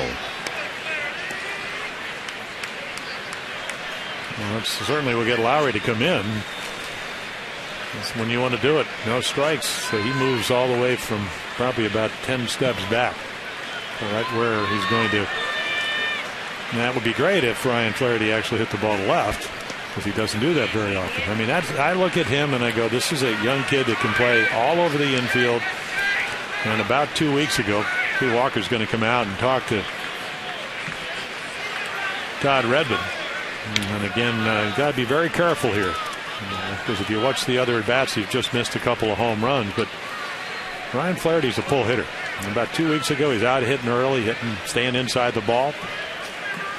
I think he could be an everyday player if he could do a little bit more of that. Very difficult, especially if you're a part-time player, to be a pull hitter. Put the shift on, and use the whole field, harder to get you out. Warm-up action again, second time up. Luis Perez in the bullpen. Redmond up to 87 pitches thrown. Gibbons would probably like to give him a chance to get out of the inning. Yeah, only 3 ground ball outs tonight. A couple of strikeouts, 12 in the air. 2-0 count. Flaherty, the off-speed pitch, is going to miss outside. So the count goes to 3-0. Ryan Flaherty to be followed by Brian Roberts. Well, is he hitting? And you never ever know when you're pitching. Got a guy on deck with home runs in back-to-back games. 3-0 pitch to him, and walked him 4 straight.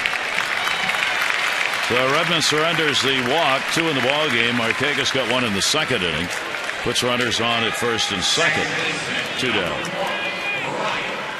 And gives Roberts another chance. Brian with a single, a home run, and he is flied out. Yeah, I'm not really sure. I mean, Aaron Seva is going out. Maybe John Gibbons said go out, give us a little bit more time.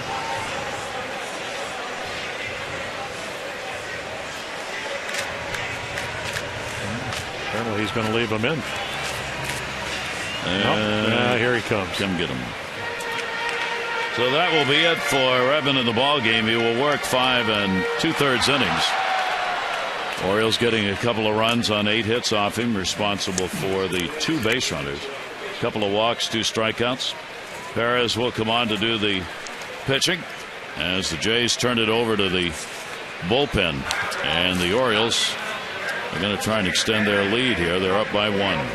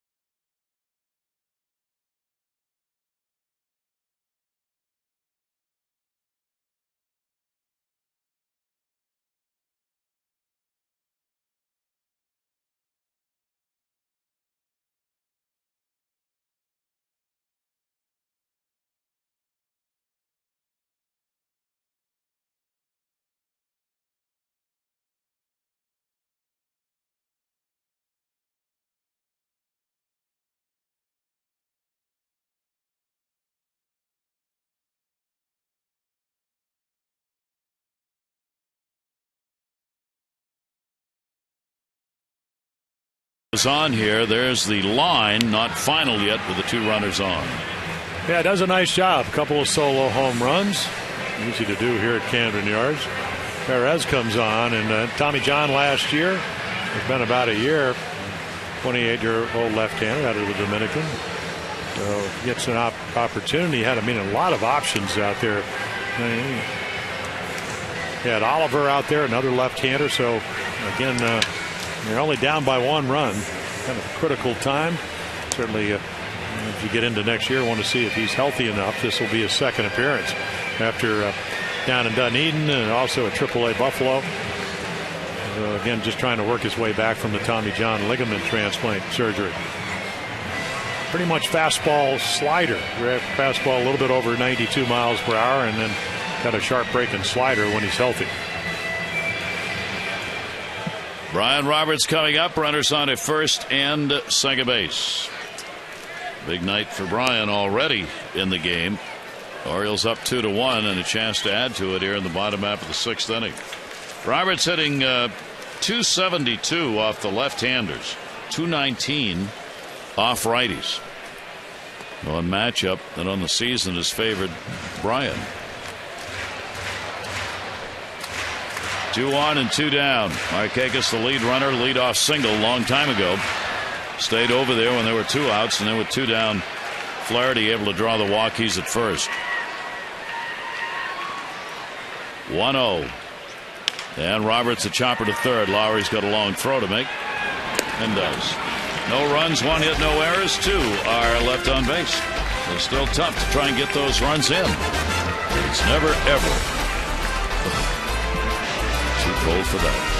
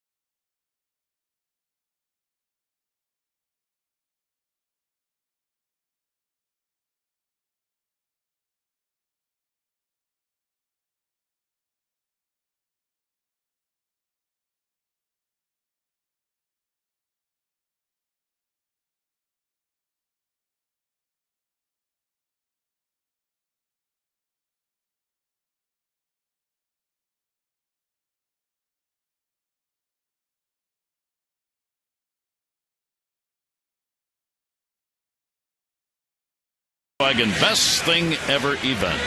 Visit VWDealer.com. Well, on this day back in 2004, the Braves would win their 13th straight division title. They had an 8-7 win over the Marlins. Unfortunately for them, the World Series victories, and most of those years, but for one, just didn't come around. And back in 1916, Marty Cavanaugh, the first ever Grand Slam home run was hit. That was at Cleveland's League Park. Numero uno. The era of the dead ball. I wonder how far he hit it. Could have been an inside the Parker. Could have been. Yeah. May not have been any fences. Used to be the fans stood around the outfield. And to go back to the Braves, if they had Craig Kimbrell kind of closer, how many of those World Series might they have won? Good question. I mean, there's never been a good answer to that. With that great pitching staff they had, and all those division titles, just could not find a way to win World Series. They never seem to have that closer. Closer no got any work because those guys always finish ball games. A 2-ball, 1 strikeout. J.P. Arancibia, we're in the 7th inning. Arancibia struck out and flied out. 7, 8, 9 in the order. for the Jays. Tillman's delivery will be fouled back. Chris Tillman with a walk and 8 strikeouts, one shy of his career high. He's held him down to that run on an RBI single in the second inning. So once again, Aaron Sevilla, home run power, gets his pitch. 2-1 fastball, the same pitch. Skied it to right the last time, and there's the good changeup. Down to third, Flaherty bobbled. Time and gets him. Well, he bobbled it straight down. So again, it's just the timing. You play second base, and he did such a great job turning the double play. He can play a little bit of shortstop. Rule 5 guy last year. Again, pretty routine, except it just kind of hits the pocket, but stays right there. And then snap throw. Good position, just comes up enough. And Aaron Sevilla doesn't run well, so they are able to throw him out. So Bobby Dickerson, who is working with him today, hollering out to him, "Way to go, Flash." That's his nickname. Telling him now, watch for the bunt.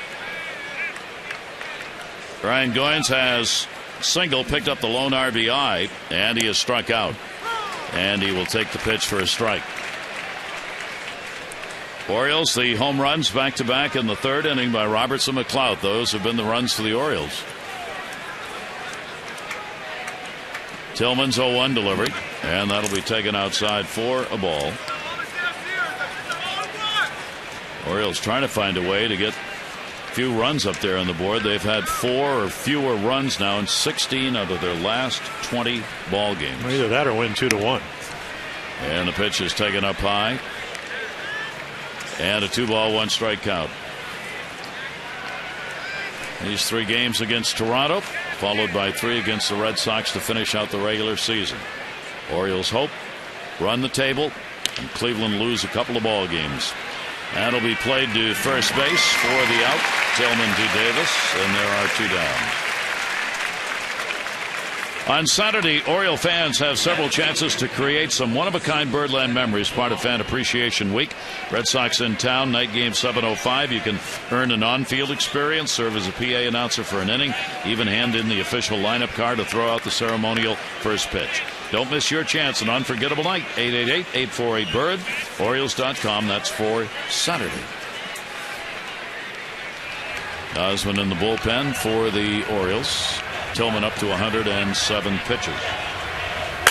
Pilar, the number 9 hitter. He will take it for a strike. He has struck out and grounded out. Yeah, you are seeing probably the best curveball in the month that Chris Tillman's had. And not only has it been good, he's been able to throw it for strikes. League average 200 against the hook this year. And then when you start them off with a curveball and you get it over, they have no idea what's coming. Could be 1 of 3 pitches, and they've all been really good tonight. The curveball, changeup, and heater. Here's the 0-2 delivery on the way. That'll be up high. Chris here at home this year, 16 home starts, 8-3, 4.07 ERA. A lot of run support, especially in the ball games here at home, and generally he's had great run support. Tonight, he's making 2 runs stand up. Foul back into the screen. Well, he's capable of doing that, and yeah, he throws the home runs. Most of them are solos. Holds runners well. Fields his position well. Throws a lot of strikes. And he's become a complete pitcher. And he's only 25. 1-2 delivery on the way.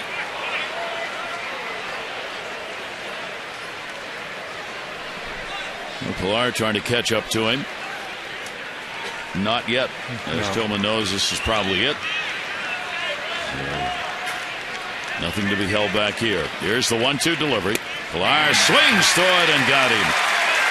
And Tillman equals his career high in strikeouts with 9. Retires the side in order. 7th inning stretch time. The Orioles lead it 2-1.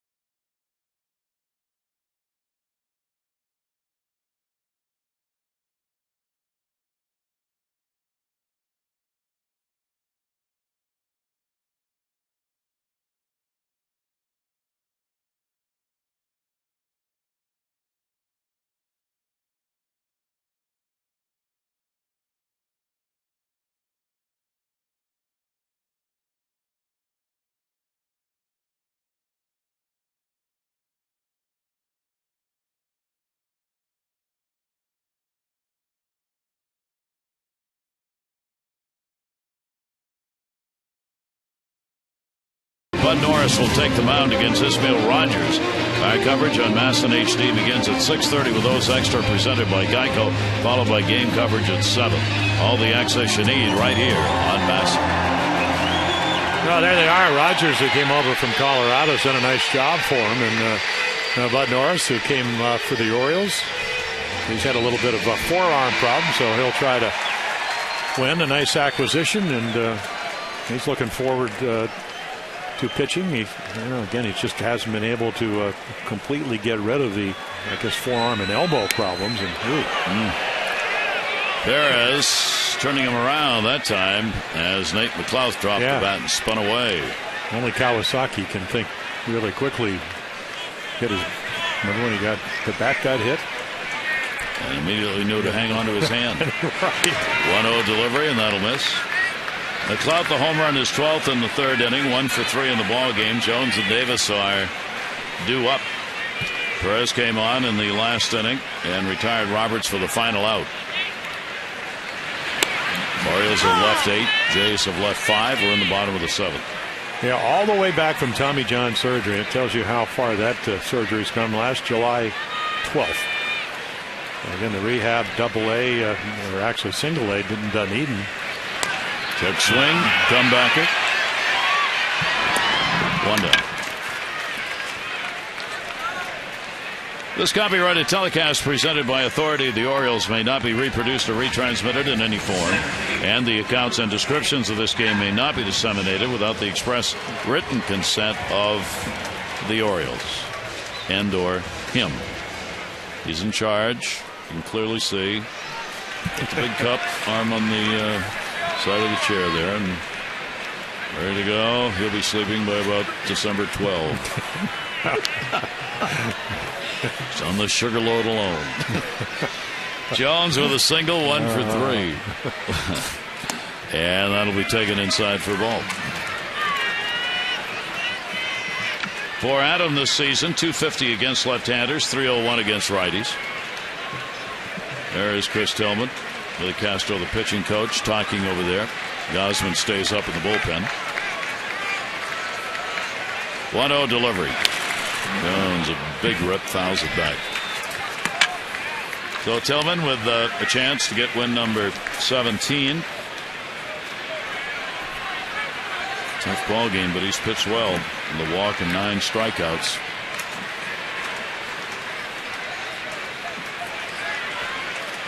One and one. Jones, and had him set up for a changeup. And not only is it a changeup, either that or I don't know. It certainly looks like one. And you can see how. So what? Fastball at 90, 91, 92 when he's healthy. Changeup about 10, 11 miles per hour slower. And then you sell it with great arm speed. 1-2 delivery, and then eat him up with a pitch down and in. Perfectly pitched batter right there by Perez. Well, he really makes this bullpen a lot better. And last year lefties only hit 190 before the ligament surgery, so he can get both lefties and righties. He was able to pitch multiple innings for them. So again, that's why I think if you're John Gibbons, you had some other options. You just want to see how far he's come in that 14 months since Tommy John surgery. Long way. That'll bring up Chris Davis. Davis and 0 for 3, 2 fly ball outs and a strikeout.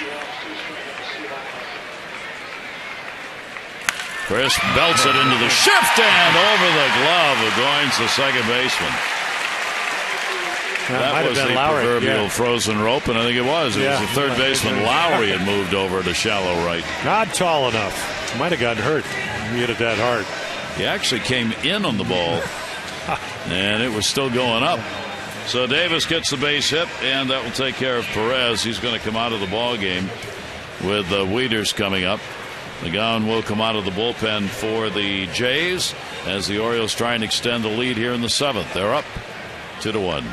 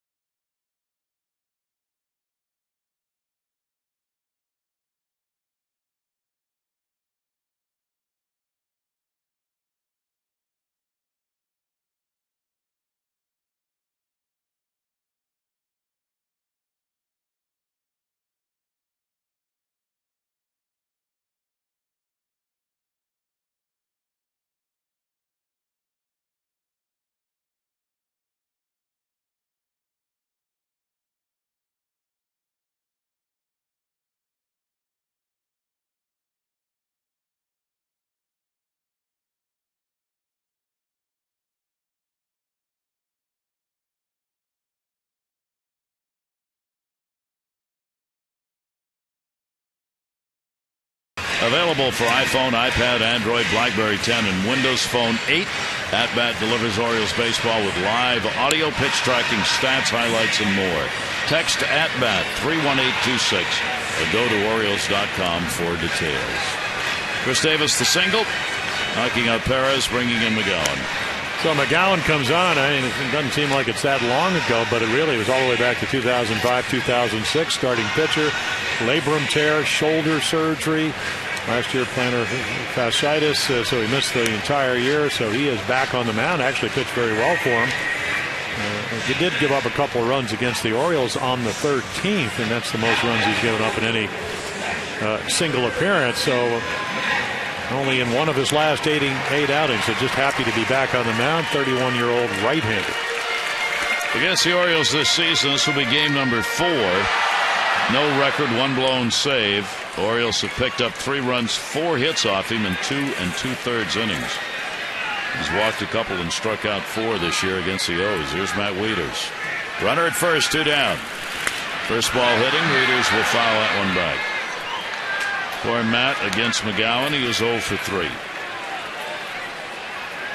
Bottom half of the 7th, Orioles lead at 2-1. Again, another ball game, as seemingly every game in September has been, where the Orioles have scored in only 1 inning. Back-to-back homers in the 3rd. But they got 2. Toronto only had 1 inning, the 2nd, and they only got 1.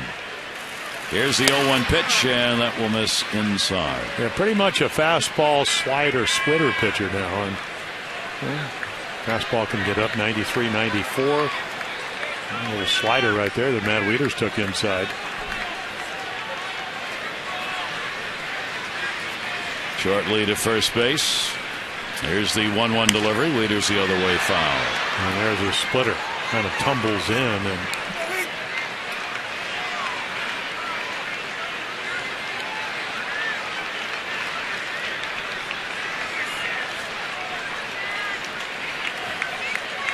infield will move a couple of steps over, playing him to pull. Yeah, and the outfield actually plays him a couple of steps at center. You can see Gaza, he's playing him to hit the ball to left center field, which was unusual. 1-2 delivery, swung and a missed and tagged out. So McGowan comes on, gets the strikeout. No runs on 1 hit, no errors, 1 left on base, 7 complete. A 2-1 Orioles lead.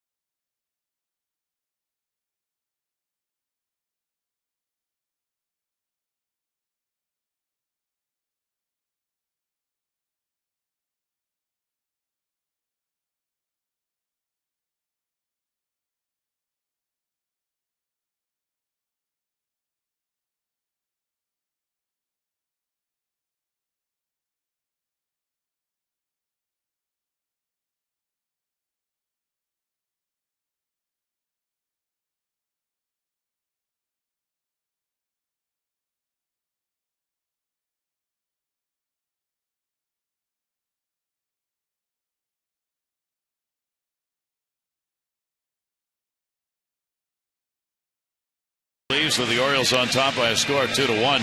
Tonight, Jim, we're getting a chance to see 2 names that may figure importantly in Orioles pitching in the future for a long time to come. Tillman, number 1, and Kevin Gausman is going to come on relieving. Well, yeah, Chris, trying to win a 17th game. He's just had a marvelous year. Very much like Chris Davis, 33 home runs. Can he do it again? Well, he did more, went to 52. Chris was 9-3. the whip, the walks and hits per innings was about 105 last year, incredibly low number. So yeah, he even gets a little bit better this year, complete pitcher. And then Kevin Gosper, I loved your interview with him. Eventually, because he's been used out of the bullpen, here's Chris Tillman. We're going to show some of his stuff. But 3 great pitches tonight, and that's why he had 9 strikeouts. But again, Gosman, Gary, and you did the interview down in Tampa Bay. And you can see all kinds of assortments from Chris here. But the bottom line is that they had trouble tracking his stuff tonight. It was that good. And, once he got his curveball over, he just gave you that third pitch to look for. And then now all of a sudden you go to the bullpen. Last time he pitched was actually in the 18-inning games. But you can see the numbers. A lot of them as a starter. Got his first start against Toronto. And they kind of whacked him around pretty good. But out of the bullpen, I don't know if I've seen a young pitcher pitch any better than he did up in Boston. 6 batters, 5 strikeouts, probably as good a slider he's thrown. That's going to be laced into the outfield for a base hit right there. Jones will come over to get it, so a leadoff single as Reyes is on in the 8th inning. For Tillman, there are the numbers with 113 thrown, a run on 5 hits over 7, tying his career high set this season, 9 strikeouts. But I think it's and you talked to Kevin in your interview down in Tampa, very evident that he understands that pitch at 95 he cannot pitch because his fastball's so good. That's what everybody looks for. He has to stay out of the middle of the plate and use his other pitches. Kawasaki threatening bunt drops a good one. Got to go to first base with it, and we'll get the out. So a sacrifice to move the potential tying run Reyes down to second with 1 away. Well, is that John Gibbons saying, I think my bullpen's better than yours? A lot of Kawasaki just deciding I'm not hitting very well, so anyway, it was pretty, 96 miles per hour. Got it down pretty nicely. So Kawasaki gets his 9th sacrifice of the season. He is the leader in that department for the Jays. Laurie gets a chance to tie the ball game up.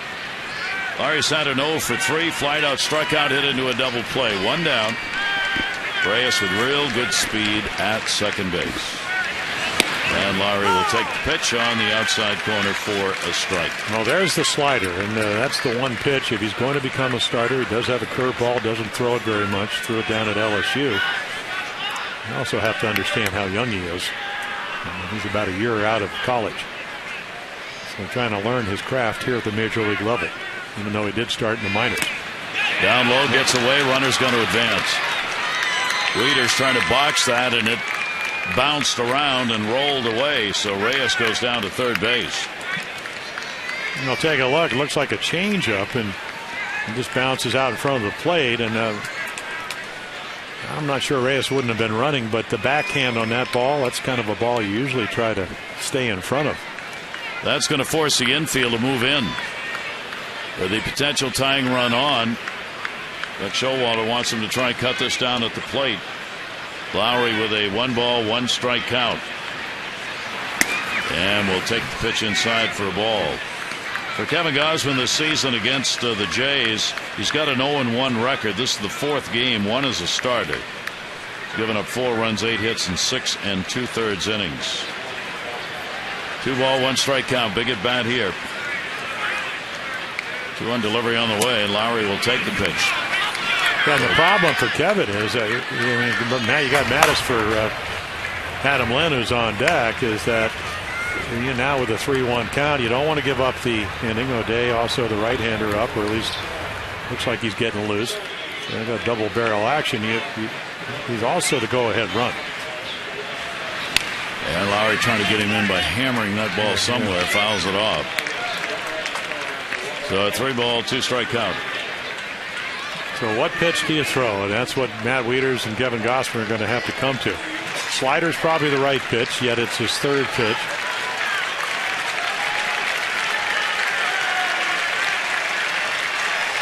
(3-2) infield in. Lowry will chop it, and it will go foul.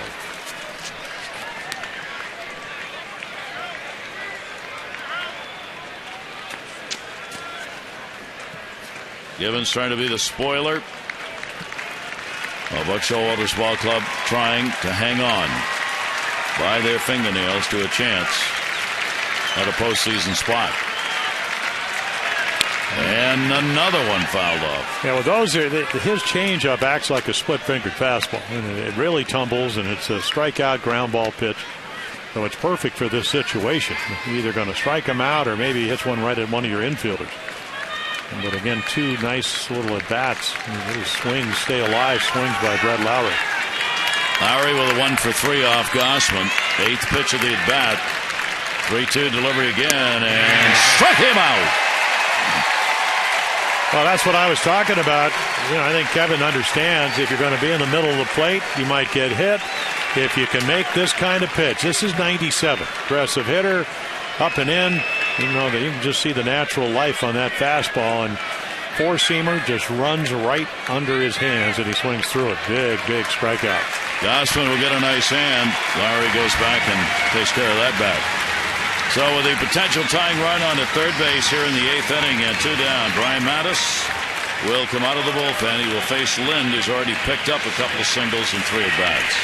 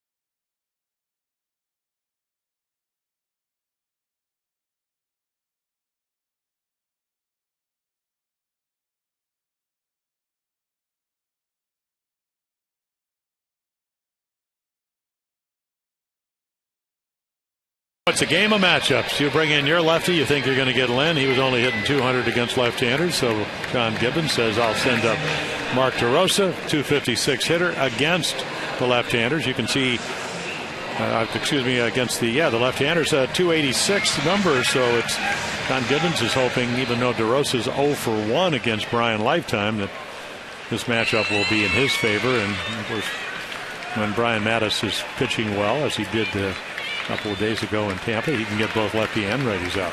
Reyes charging down the line at third, trying to draw the attention of Brian Mattis. Pitch will be taken for a strike. With 2 down, the infield can back up, Lind up, do up. DeRosa taking his spot as the pinch hitter. And Mark saying, so that's going to be the strike zone. A little bit in off the plate. 0 on the count. And in the air to right field, coming hard, Markakis, hard, and a base hit. A dying Quail to right has tied the ball game up at 2. As DeRosa coming on as the pinch hitter delivers the RBI, and that wild pitch that sent Reyes over to third base helps create the tying run. Yeah, he just dumps it in front of Nick. They're trying to play reasonably deep, keep away from the double, but not that deep. And again, good pitch, bad result, unless you're a Jay fan. And again, the leadoff base hit and that wild pitch makes a big difference. DeRosa gets his 33rd RBI, so Tillman is not going to win his 17th game of the year. This one now is turned over to both bullpens. Darren O'Day coming on as DeRosa's tied it up 2-2.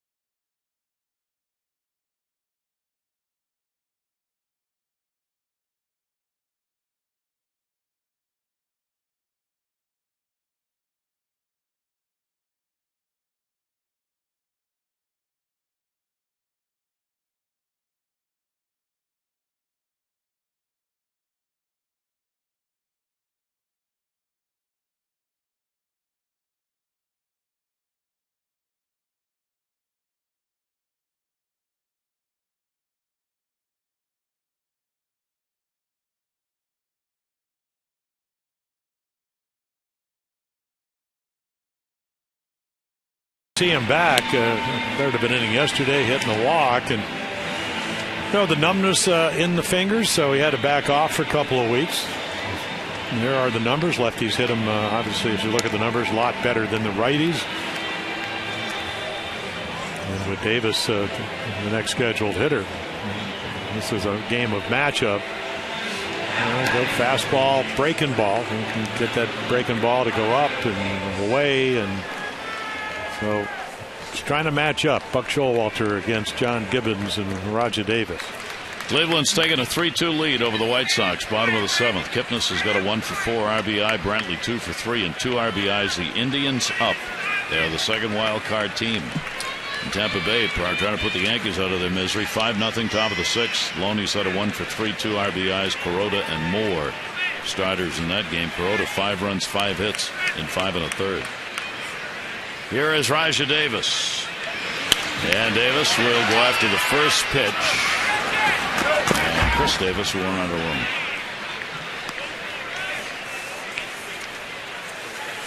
So yet another ball game where the bullpens will decide it. And tough to come by the runs here. Sergio Santos in the bullpen. 2 home runs for the Orioles, 3rd inning. Roberts and McLouth back to back. RBI base hit by Goins in the 2nd inning for a run. RBI single. DeRosa pinch hitter here in the 8th to tie it up. Rajai Davis first at bat came on for Moises Sierra, who looked like he turned an ankle in the outfield, had to come out of the ball game. So this is going to be Davis's first at bat. Yeah, wears out left-handers. 322, a little easier, not simple to get out. 234 with 4 home runs against right-handed. 1 ball, 1 strike count. And fooled him and got that strike in there. Good pitch, 1-2. Yeah, I was asking John Gibbons about Rajai Davis. And 45 steals. And again, doesn't play that much. When he gets on, he can do a lot of things. And the one number is just mind-boggling: 176 with runners in scoring position. And John said he's a $10 million player if he swings at strikes.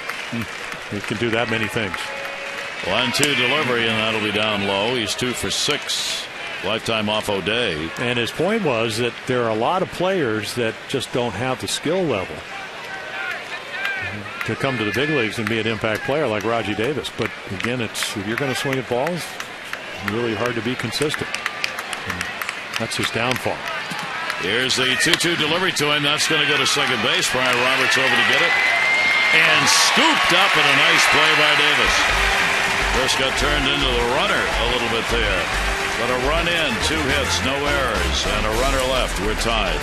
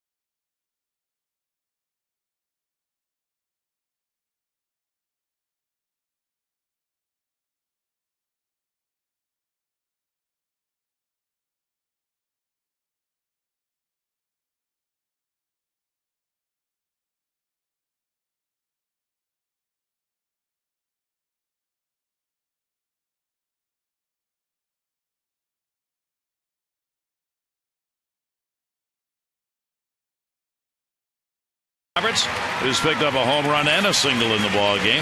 Nate McLouth, they had back-to-back home runs 3rd inning. Ian Roberts. Chris Tillman with a fine performance, a run over 7 innings on 5 hits and 9 Ks. Text in your vote now, A, B, or C, 318-26. Beautiful evening here in Baltimore. No breeze at all. Started at about 75 degrees. Temperature's going to drop down. It'll be a cool night, early fall evening here. DeRosa will stay in the ball game after picking up that pinch hit RBI. He'll play first base. He hit for Lynn. He'll play first for Lynn. Nick Markakis, Dustin McGowan now the pitcher of record for the Jays. Pitch will be taken up high. Orioles will hope to get one here and get their closer ready to come on in the 9th inning. Nick with a single, a walk, and he is grounded out. Hardy and Johnson to follow. And the pitch will be taken inside. There's the Orioles closer. Yeah, he just hoped Nick is able to get something down in the zone. I mean, that the power numbers, the ability to drive have really gone down appreciably, but the ball down he can get to a little bit quicker. 2-0 delivery on the way. That'll be to left field. Pilar was fairly shallow anyway, so he's over there and he's got it. Markakis is retired. For every Orioles walk this season, Care First Blue Cross Blue Shield contributes $50 to the Y of Central Maryland's Fit and Fun program. To date, the Orioles have drawn 402 walks, $20,100. Care First Blue Cross Blue Shield encourages each of us to take that first step towards a healthier and more active lifestyle. Hardy with 2 singles, and he is flied out to center field. He's got a 1 for 4 off McGowan.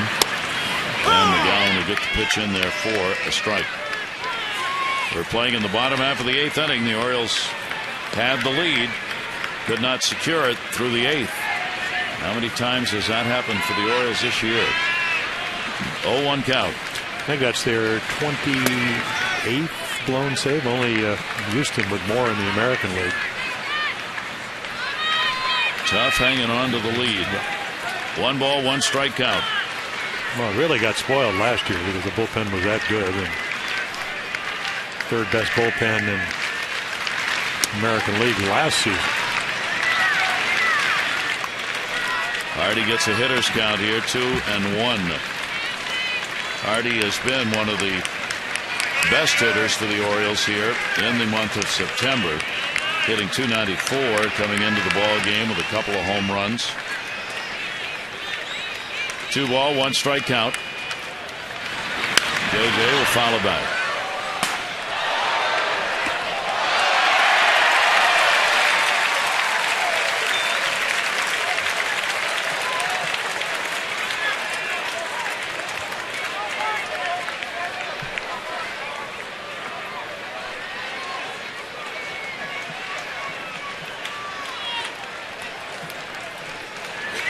Right-handers 2-2 delivery, and Hardy swings and fouls it off. Just got enough.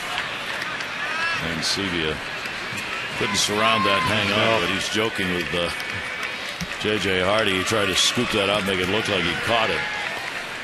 Well, you can certainly see their game plan, and it didn't work the first 2 times up as he served the first slider into left and then got one up and hit it a little bit harder, but had to stay away with the fastball and throwing sliders underneath the strike zone. Like 3-2 delivery, and that will miss, and a 3-2 count on Hardy. Walks, like the runs, have not been plentiful. Tillman walked 1. That's the only walk Toronto's picked up in the game. The Orioles have had 2 off the starter, Todd Redmond. That's all they've got. Orioles, of course, are last in the American League in walks. 3 balls, 2 strikes. Orioles trying to get a runner on here. McGowan's pitch, perfect off-speed delivery. Yeah, 3-2, you don't have to throw it down and away. Just the 85 with a little bit of spin. And again, he already throws 94 and he gets away with the middle of the plate, but the break. So there, starts right in the middle of the plate, just goes away, ends up pretty much down the middle. But again, the 3-2 just fooled him. Here is Dan Johnson.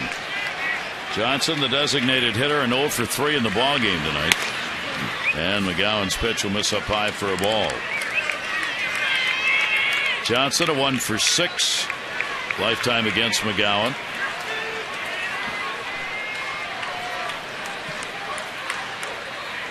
1-0 delivery to him, and that'll be put in the air to third. Lowry over, and he's got it. So McGowan retires the side in order. We go to the ninth inning of our ball game, the first of three for the Orioles against the Jays. It is tied 2-2.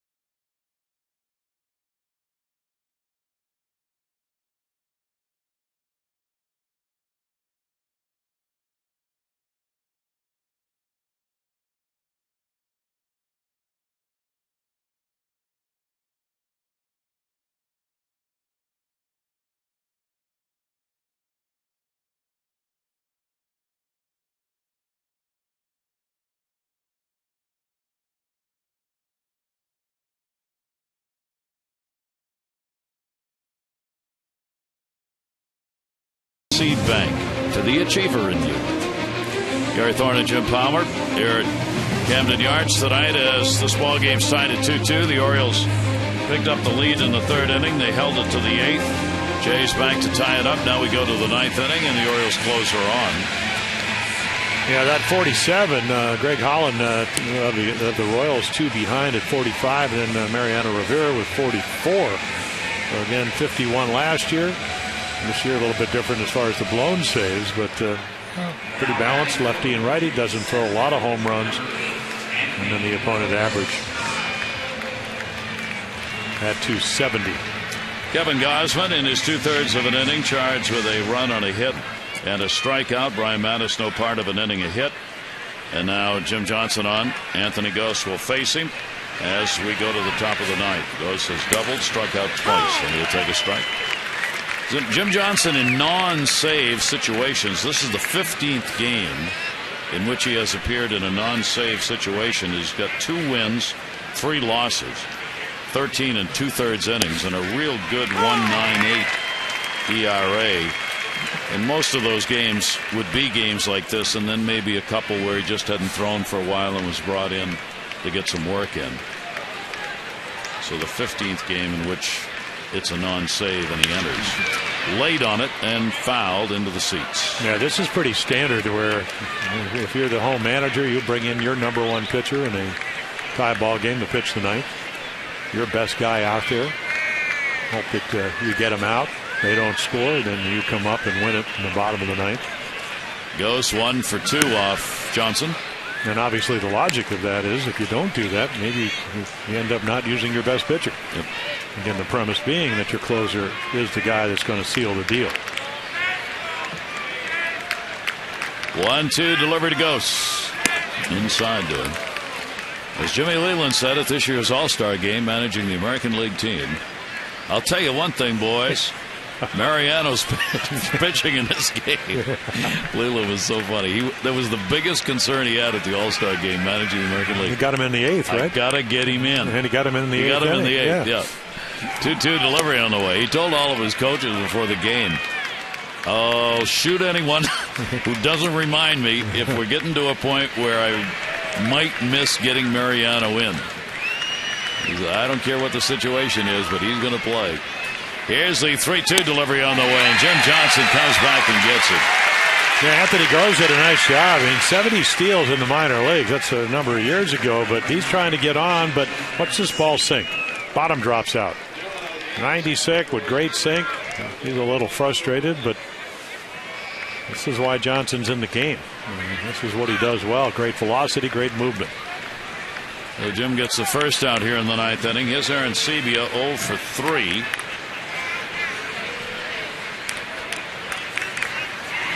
And a swing and a miss. Aaron Sebia is 3 for 8 off Jim Johnson. JP Aaron Sebia, average down, home runs at 21. 0-1 delivery. 1-1.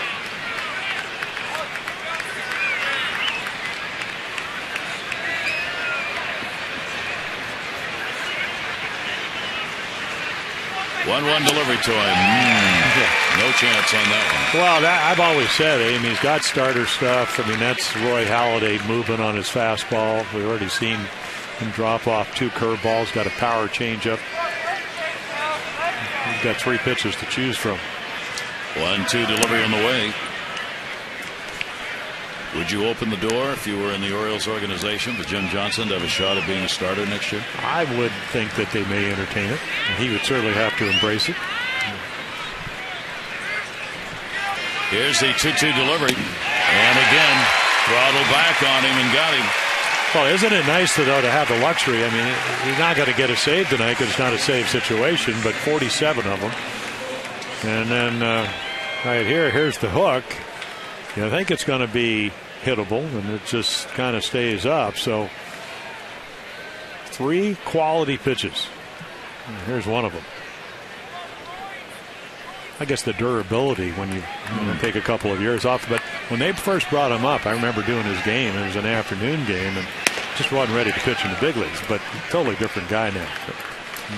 Goins at the plate, 2 down in the ninth. He has singled, picked up the RBI in the second inning. DeRosa the pinch hit RBI in the 8th to tie it. 1-0 delivery, that's there. Santos up for the second time, and Casey Jansen. Yeah, Jansen the closer, and Santos was going to be the closer last year until he got hurt. Ooh. This is down low. 2-ball, 1-strike count. This stuff is pretty crisp.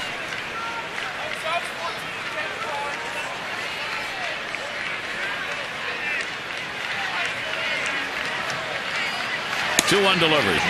Jim worked against Tampa Bay last outing in the ball game yesterday. Brian Mattis came on. He worked, and Jim Johnson worked in the ball game last against Boston. He hasn't had a chance for a while. That'll go out into left field. McClough over there to get it. He's got it, and that's the inning. A 1-2-3 inning. And the Orioles win it. Bottom of the ninth. Flaherty, Robertson, McClough, the do-ups.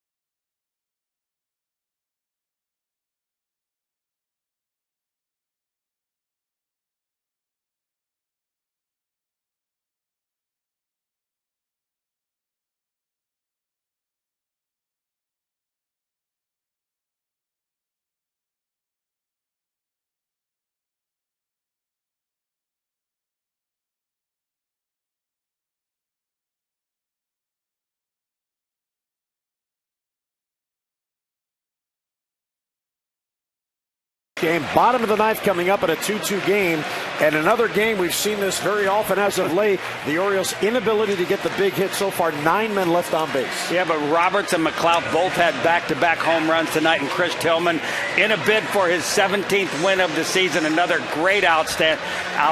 7 innings, 9 strikeouts. All right, we'll see how it turns out. A run, you win. Back upstairs to Gary and Jim.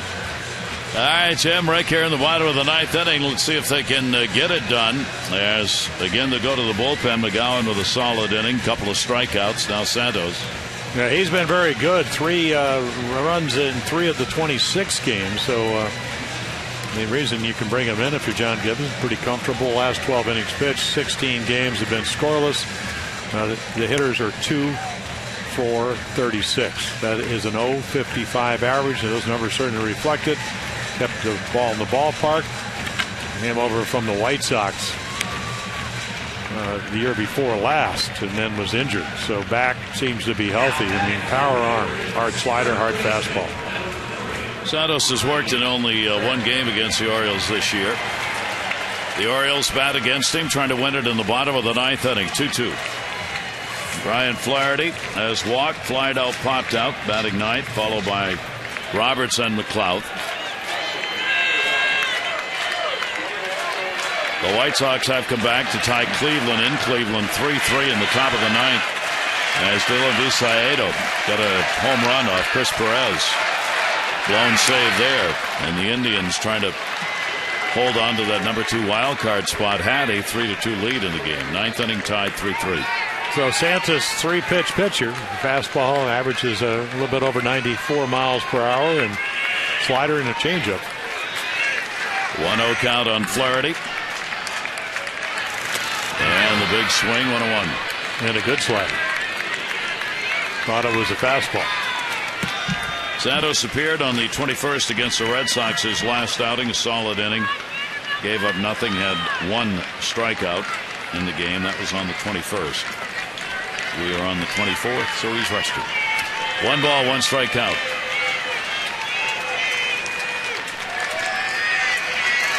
And Flaherty takes it, and it's in there. 1-2. Orioles have left 9 on base in the ball game. 6 of those have been in scoring position. 1 ball, 2 strike pitch to him, and that one will miss inside and low. Orioles have, the Toronto's left 6. 3 of those in scoring position. So both teams have had some chances here in the game. 2-2.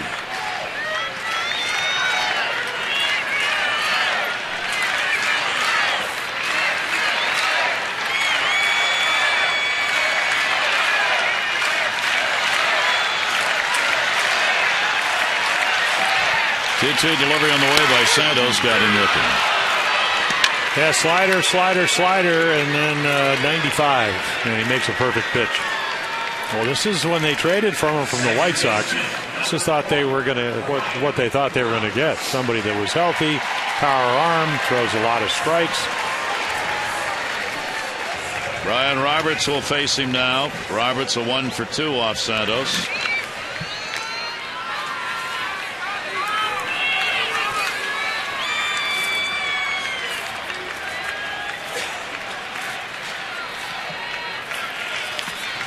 And Roberts will take the pitch. It will miss down low.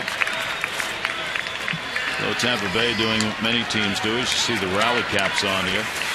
Getting a look at some of the guys they've not had a lot of chances to see this year at the end of the year. Trying to get some kind of feel as they go into the offseason. 1-0 delivery on the way, and that's their first strike. 30 saves in 2011 with the White Sox. And then another guy converted from a position player to a pitcher.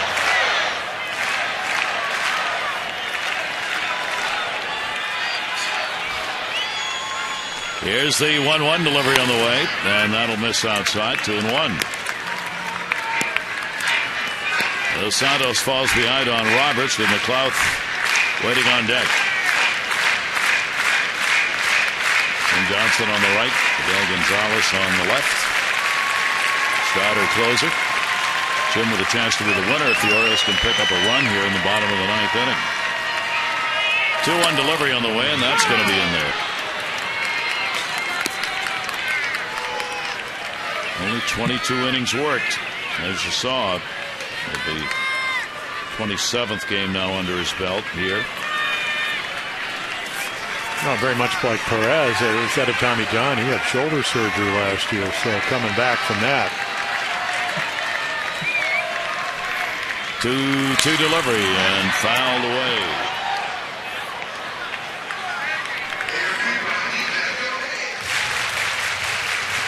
Another tough ball game here in September.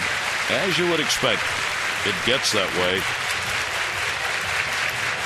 for the Orioles. Trying to score runs against some really good pitching has been a struggle. 2 balls, 2 strikes on Roberts. Bryan towards short. Reyes 2 down. Let's update you on the voting for the AT&T Player of the Game. Right now, Chris Tillman on top. Still have time to text in your vote and have your voice heard. A, B, or C, 31826. Results in the O's Extra post-game show.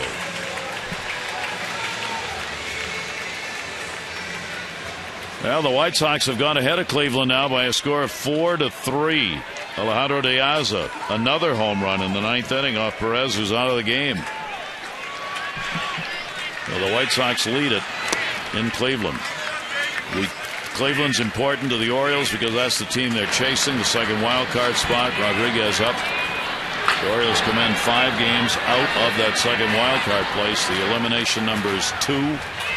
Any combination of wins by the Indians, losses by the Orioles that equal 2, and the Orioles are eliminated. Nate McLeod, and he will take the pitch for a strike. Yeah, that's why the only thing you can control is you play 6 more games, try to win them all, and certainly the odds against that. But hey, you never know. And all you got to do is go back to 2011. The Orioles beat the Red Sox 5 of the last 7. Certainly gives them impetus to think that, hey, you never know what may happen. And McLeod swings through it. And a 1-ball, 2-strike count. 2 down, bottom of the 9th inning. We are tied at 2 apiece. Orioles 2-9-0, 2-7-0 for the Jays. Yeah, how about that changeup? 3rd pitch, and it was perfect. So 3+ pitches for Santos. And the 1-2 delivery, and McLeod swings, misses. Aaron Sebia will make the play, and we've completed regulation. We're going to go to the 10th inning. Ball game tied, 2-2.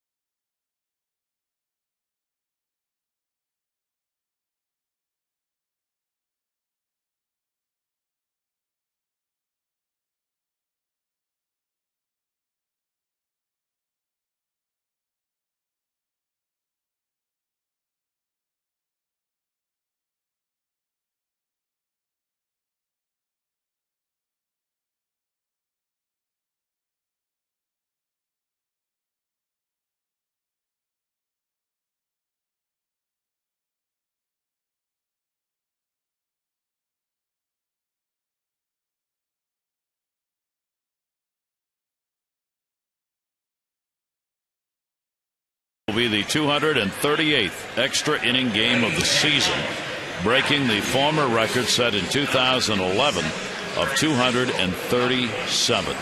And on behalf of all of the crew here at Massimo, we want to express our deep honor at having the opportunity to do another extra inning game.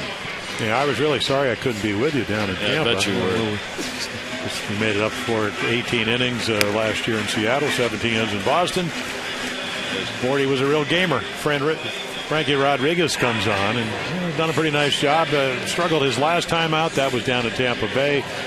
As he gave up a couple of runs against the Blue Jays. Dominates lefties, righties, and I mean, yeah, the lefties. See, I think of extra innings, I get a little confused here, but in right-handers hitting 200 points higher at 347. And that's all about the changeup. Jim Johnson, an inning with a couple of strikeouts.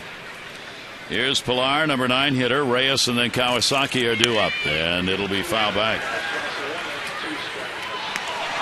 So Tillman, a run on 5 hits over 7. Gausman, a run on a hit, 2/3 of an inning. Brian Mattis, no part of an inning, 1 hit. Johnson went an inning, and now Rodriguez.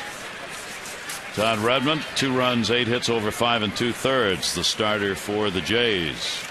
0-1 delivery showed bunt, takes it down low. Perez worked an inning, a hit and a strikeout. McGowan worked an inning, a couple of strikeouts. Santos has worked an inning and a strikeout. Pitcher's game.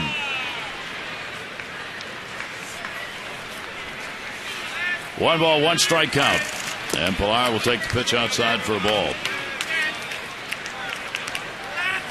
Toronto 7-9 extra inning ball games. The Orioles 8-6 extra inning games on the season.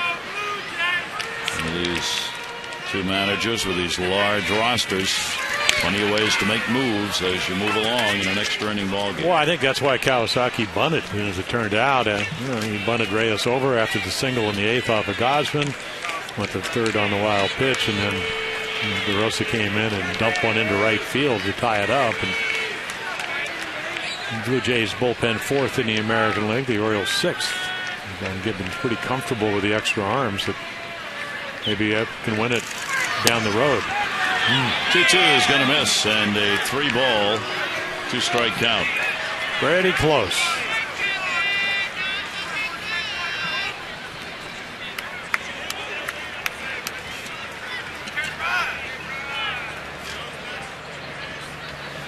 Three-ball, 2-strike delivery on the way, and that ball will be popped up in the air right center. Markakis, he's got it. Pilar retired. 1 down in the 10th inning. Reyes has had 2 singles in the ball game. The switch hitter 2 for 4. Flied out, struck out his first 2 times up. Scored a run in the 8th inning. Set up really by a wild pitch. He'd gotten on Kawasaki with a sacrifice on a wild pitch, moved him over to 3rd. He would come in on a single by DeRosa. And the pitch taken down low for a ball. Yeah, and Kevin Gausman, after the runner Reyes did get to 3rd, I mean, great punch out of Brett Lowry. And then a little bit unlucky by Brian Mattis as he jammed DeRosa. Mark was able to hit it down into the right field corner. Soft single. Reyes 2 for 4 off Rodriguez. Watches that one. 1-1.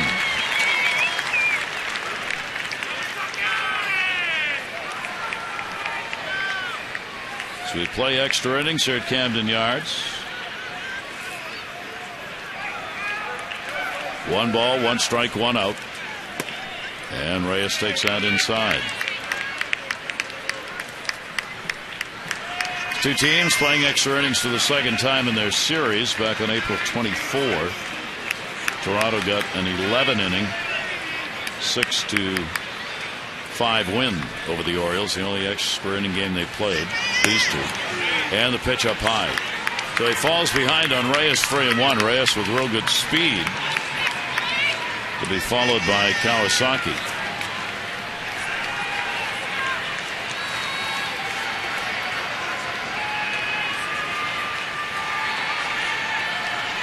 Three-one delivery to him, and that's up, and he walked in.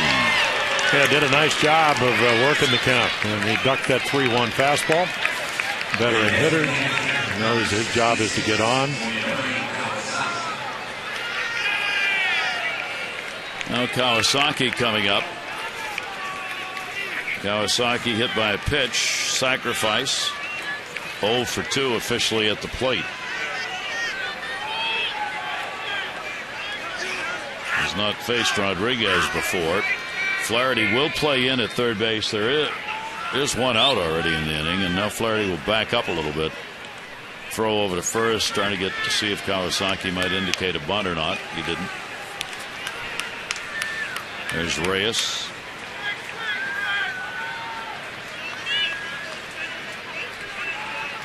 Defensive alignment for a double play. Not a big lead at first. Runner not going, and that's in there for a strike.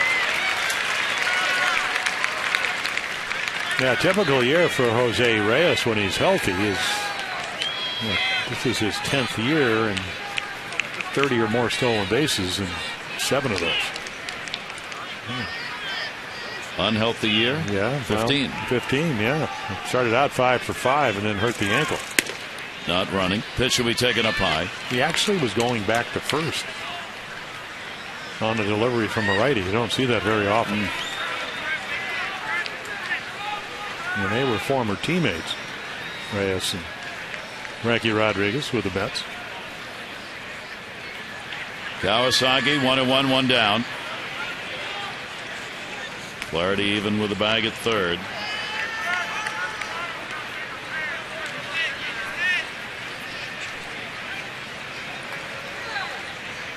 Chris Davis and Reyes obviously enjoying the moment.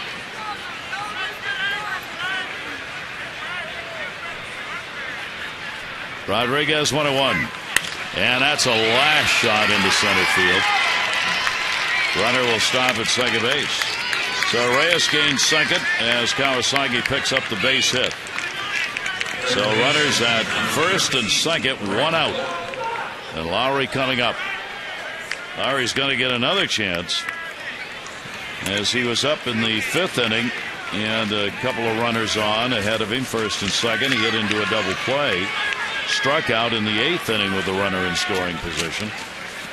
So his 3rd chance tonight to pick up an RBI. Yeah, a little bit below 1 out of 4. 244 hitter coming in, and there are the numbers for the Jays tonight. He is 1 for 2 off Rodriguez. First and second, 1 out. Brad Lowry. And the pitch in there for a strike.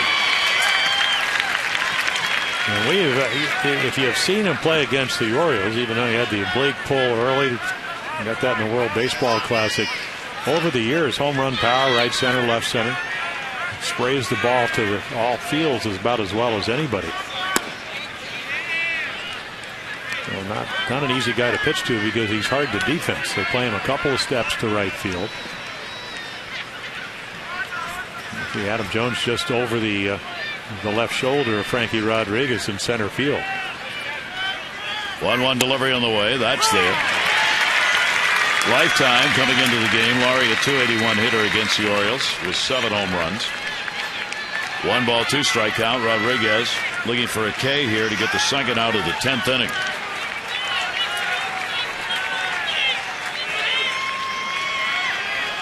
Pickoff. Got him! He's a... Oh! Reyes back into the bag on what looked like an out. Wow. It would be very hard in the position that Tom Hallion was to miss that call.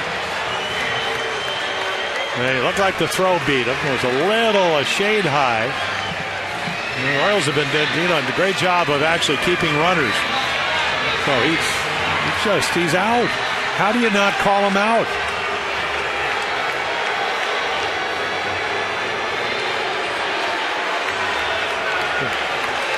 Yeah, he got him on the right shoulder. He was so out.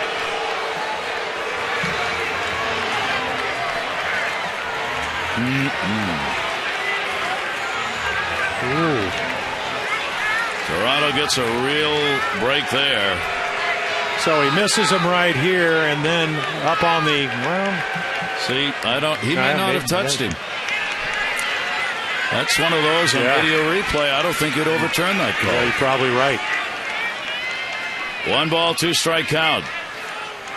And a ground ball to short. Throw to second, and that will record the out. Kawasaki on the 4th. So they got runners at first and third now as they get that big second out. Reyes moves over to third base. And 9 lives, like a cat over there.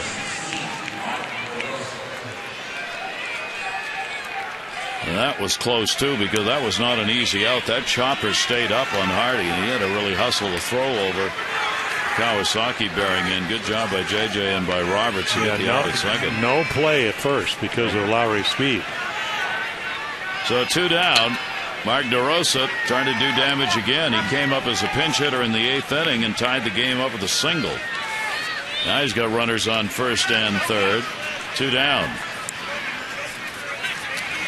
Down to right field, and he did it again.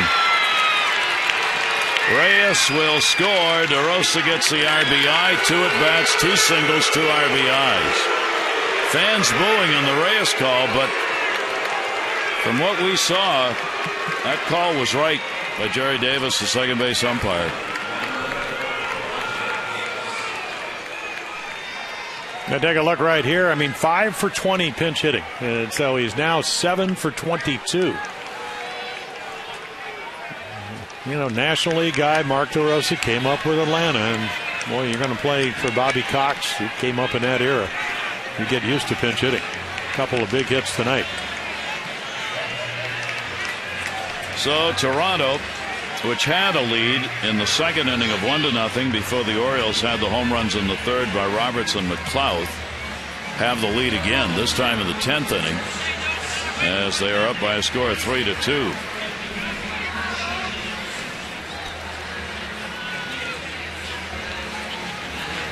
Troy Patton in the bullpen. Well, you certainly may be right about the umpire's call at second. I guess what it kind of boggles my mind is, you know, usually in the neighborhood throw and all that, how often is a guy out by that much and doesn't get called out, even though he may not have been tagged? You know what I'm saying? That's the area play. Davis puts that one down the line. Roger Davis coming over McLeod, foul territory. Look out, Nate. The end of the seats. He caught it. Nate McLeod with a great catch. And Roger Davis is retired, and so are the Jays.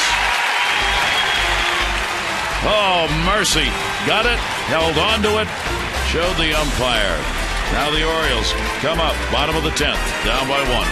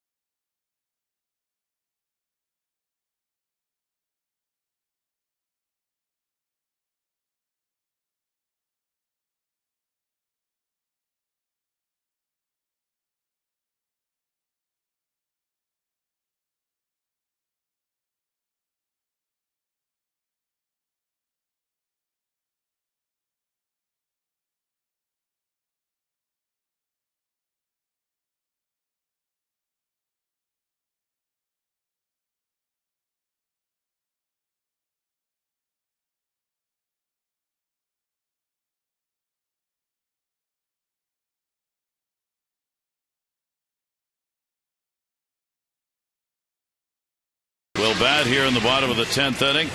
Reyes has scored the 2 runs in the ball game, and DeRosa has driven him in both times, once in the 8th to tie it and once in the 10th to go ahead. So Casey Jansen comes on, and look at those. I mean, 33 out of 35.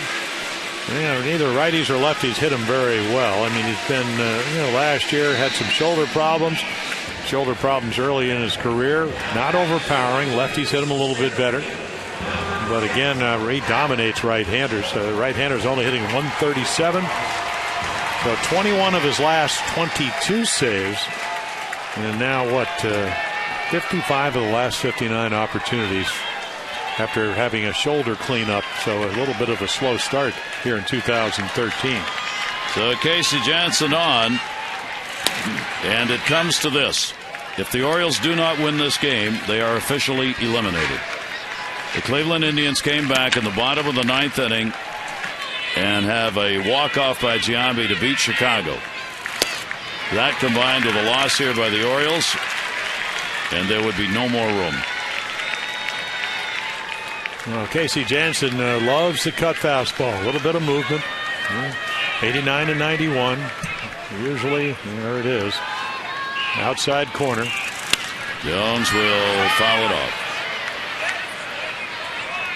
Adam Jones has hit Janssen hard over the years. 8 for 17 with 3 home runs. That's a .471 batting average. Well, he had his pitch right there. I mean, 88, the middle of the plate.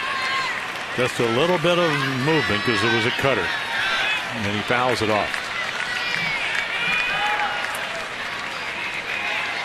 Here's the 2-1 delivery. Jones will take it up high. So Adam gets ahead on the count. 3 balls and 2 strikes. Well, this is when you really have to make him throw you a strike. Pressure's on him. You know, even if you go 3-2, make sure you get your pitch. If it's a ball, take it. You got a guy leading the world in home runs waiting on deck. And they're not bringing anybody else in to face Chris Davis. Fans want to holler a block, but there's nobody on. Put him on first. Come on. Yeah, put him on. New way to treat the rule. 3 ball, 1 strike count. Jones fouls it back. And another little cutter. So the final, Cleveland 5, White Sox 4. Giambi came up with a 2 RBI homer to win it in the 9th inning in his only at bat. Santiago, 3 runs, 6 hits, 6 in the 3rd. Jimenez went 6 in the 3rd, 2 runs on 5 hits as starters in the game. Cleveland wins it 5-4. And that kind of year, new manager, new outlook, new attitude. 3-2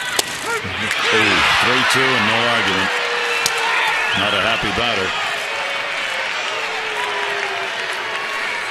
Yeah, Jansen says, give me a new ball. So a couple of pitches a hit and then knee high right down the middle of the plate. You can see Adam a little bit frustrated. Nicely received by J.P. Arencibia.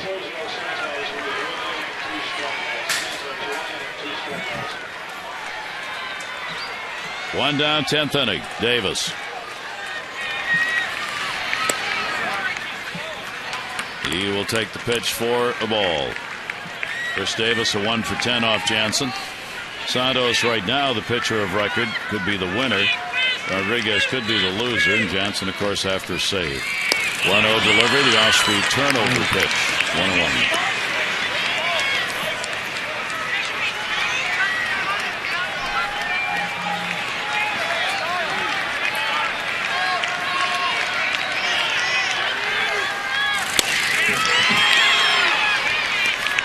There's another good cutter right on his fist after throwing him a curveball.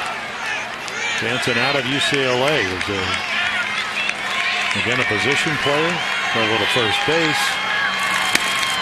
That'll miss inside and up, and a 2 ball, 2 strike count at Chris Davis with Matt Wieters waiting on deck. He certainly doesn't take a lot of time getting ready to pitch.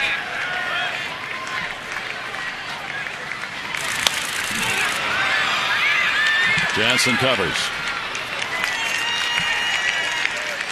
So the Orioles have only 1 more out left to preserve any hope for a postseason berth. Wieters coming up. He picked up a single in his first at bat. 1 for 4 in the ball game.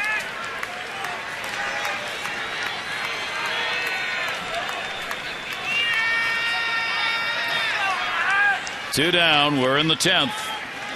DeRosa's had the big hits in the 8th and 9th innings.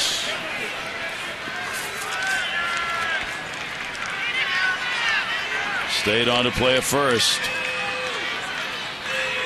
Wieters will take the pitch. It is in there for a strike.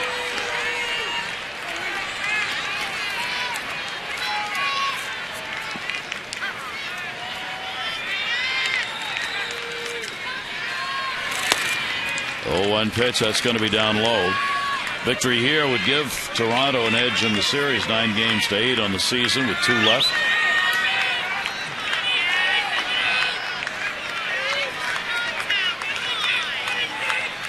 One delivery. 1-2.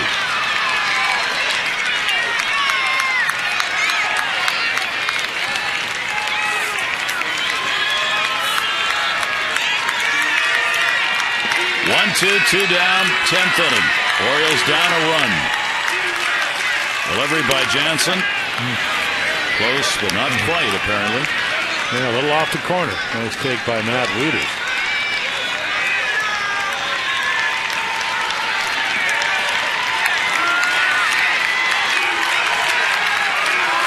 Casey Jansen with a 2-2 delivery. Going to go down the line and foul. It'll take a hop into the seats.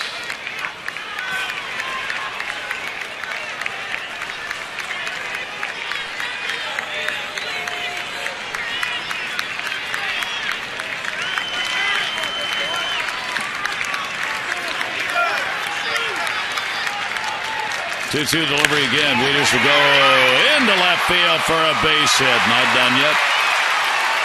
But I will play it back in. Wieters with a 2-out single here in the 10th.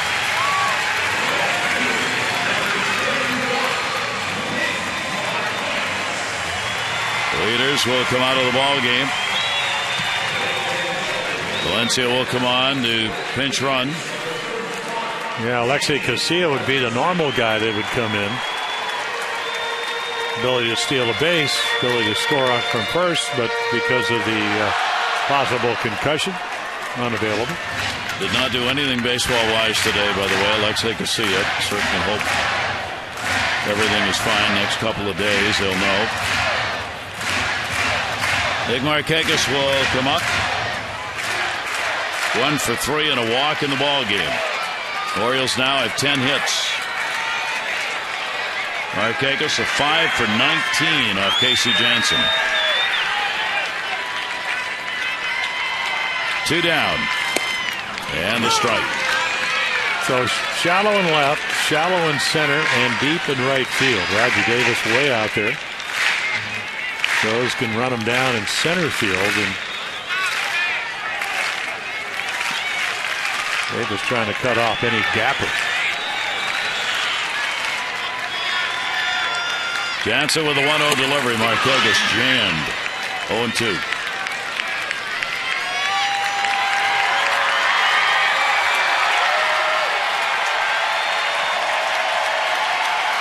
Jansen 4 for 4 in saves against the Orioles this season. Trying to pick up his 5th of the year against the O's. Well, that was great movement. Hadn't hit 90 yet. The ball darting and dancing all over the place, and then a curveball to go with it. 0-2 the count. Runner off first base. Markakis takes it. It's down low in the dirt. And Sebia will hold the runner. There is the curveball. And no small play right there by Aaron Sebia. Keep that runner at first and not in scoring position here in the 10th.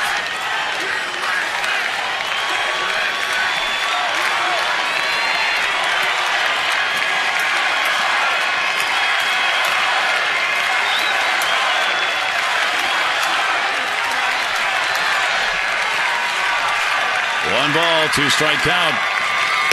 And floats that one outside.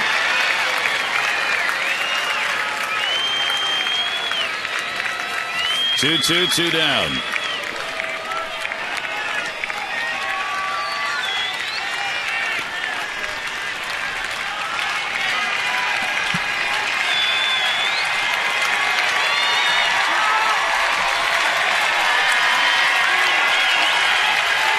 Two delivery on the way to first, and it is caught. DeRosa. Well, tonight's hero, a couple of base hits, and might have saved a double if it gets by him. And the Orioles are officially eliminated from the postseason for the year. Santos the win. Rodriguez will take the loss. And the save for Jansen. Tomorrow, these two teams will meet in Game 2 of the 3-game set. Bud Norris on the mound against Ismael Rogers. Our coverage begins at 6:30 on MASN HD with O's Extra, presented by Geico, followed by game action at 7. This has been a MASN presentation. Our final here in 10, the Blue Jays won it by a score of 3-2 rather, in those one-run ball games. Jim and O's Extra, presented by PNC, is coming up right now. Jim Palmer and our crew, Gary Thorne. Adieu.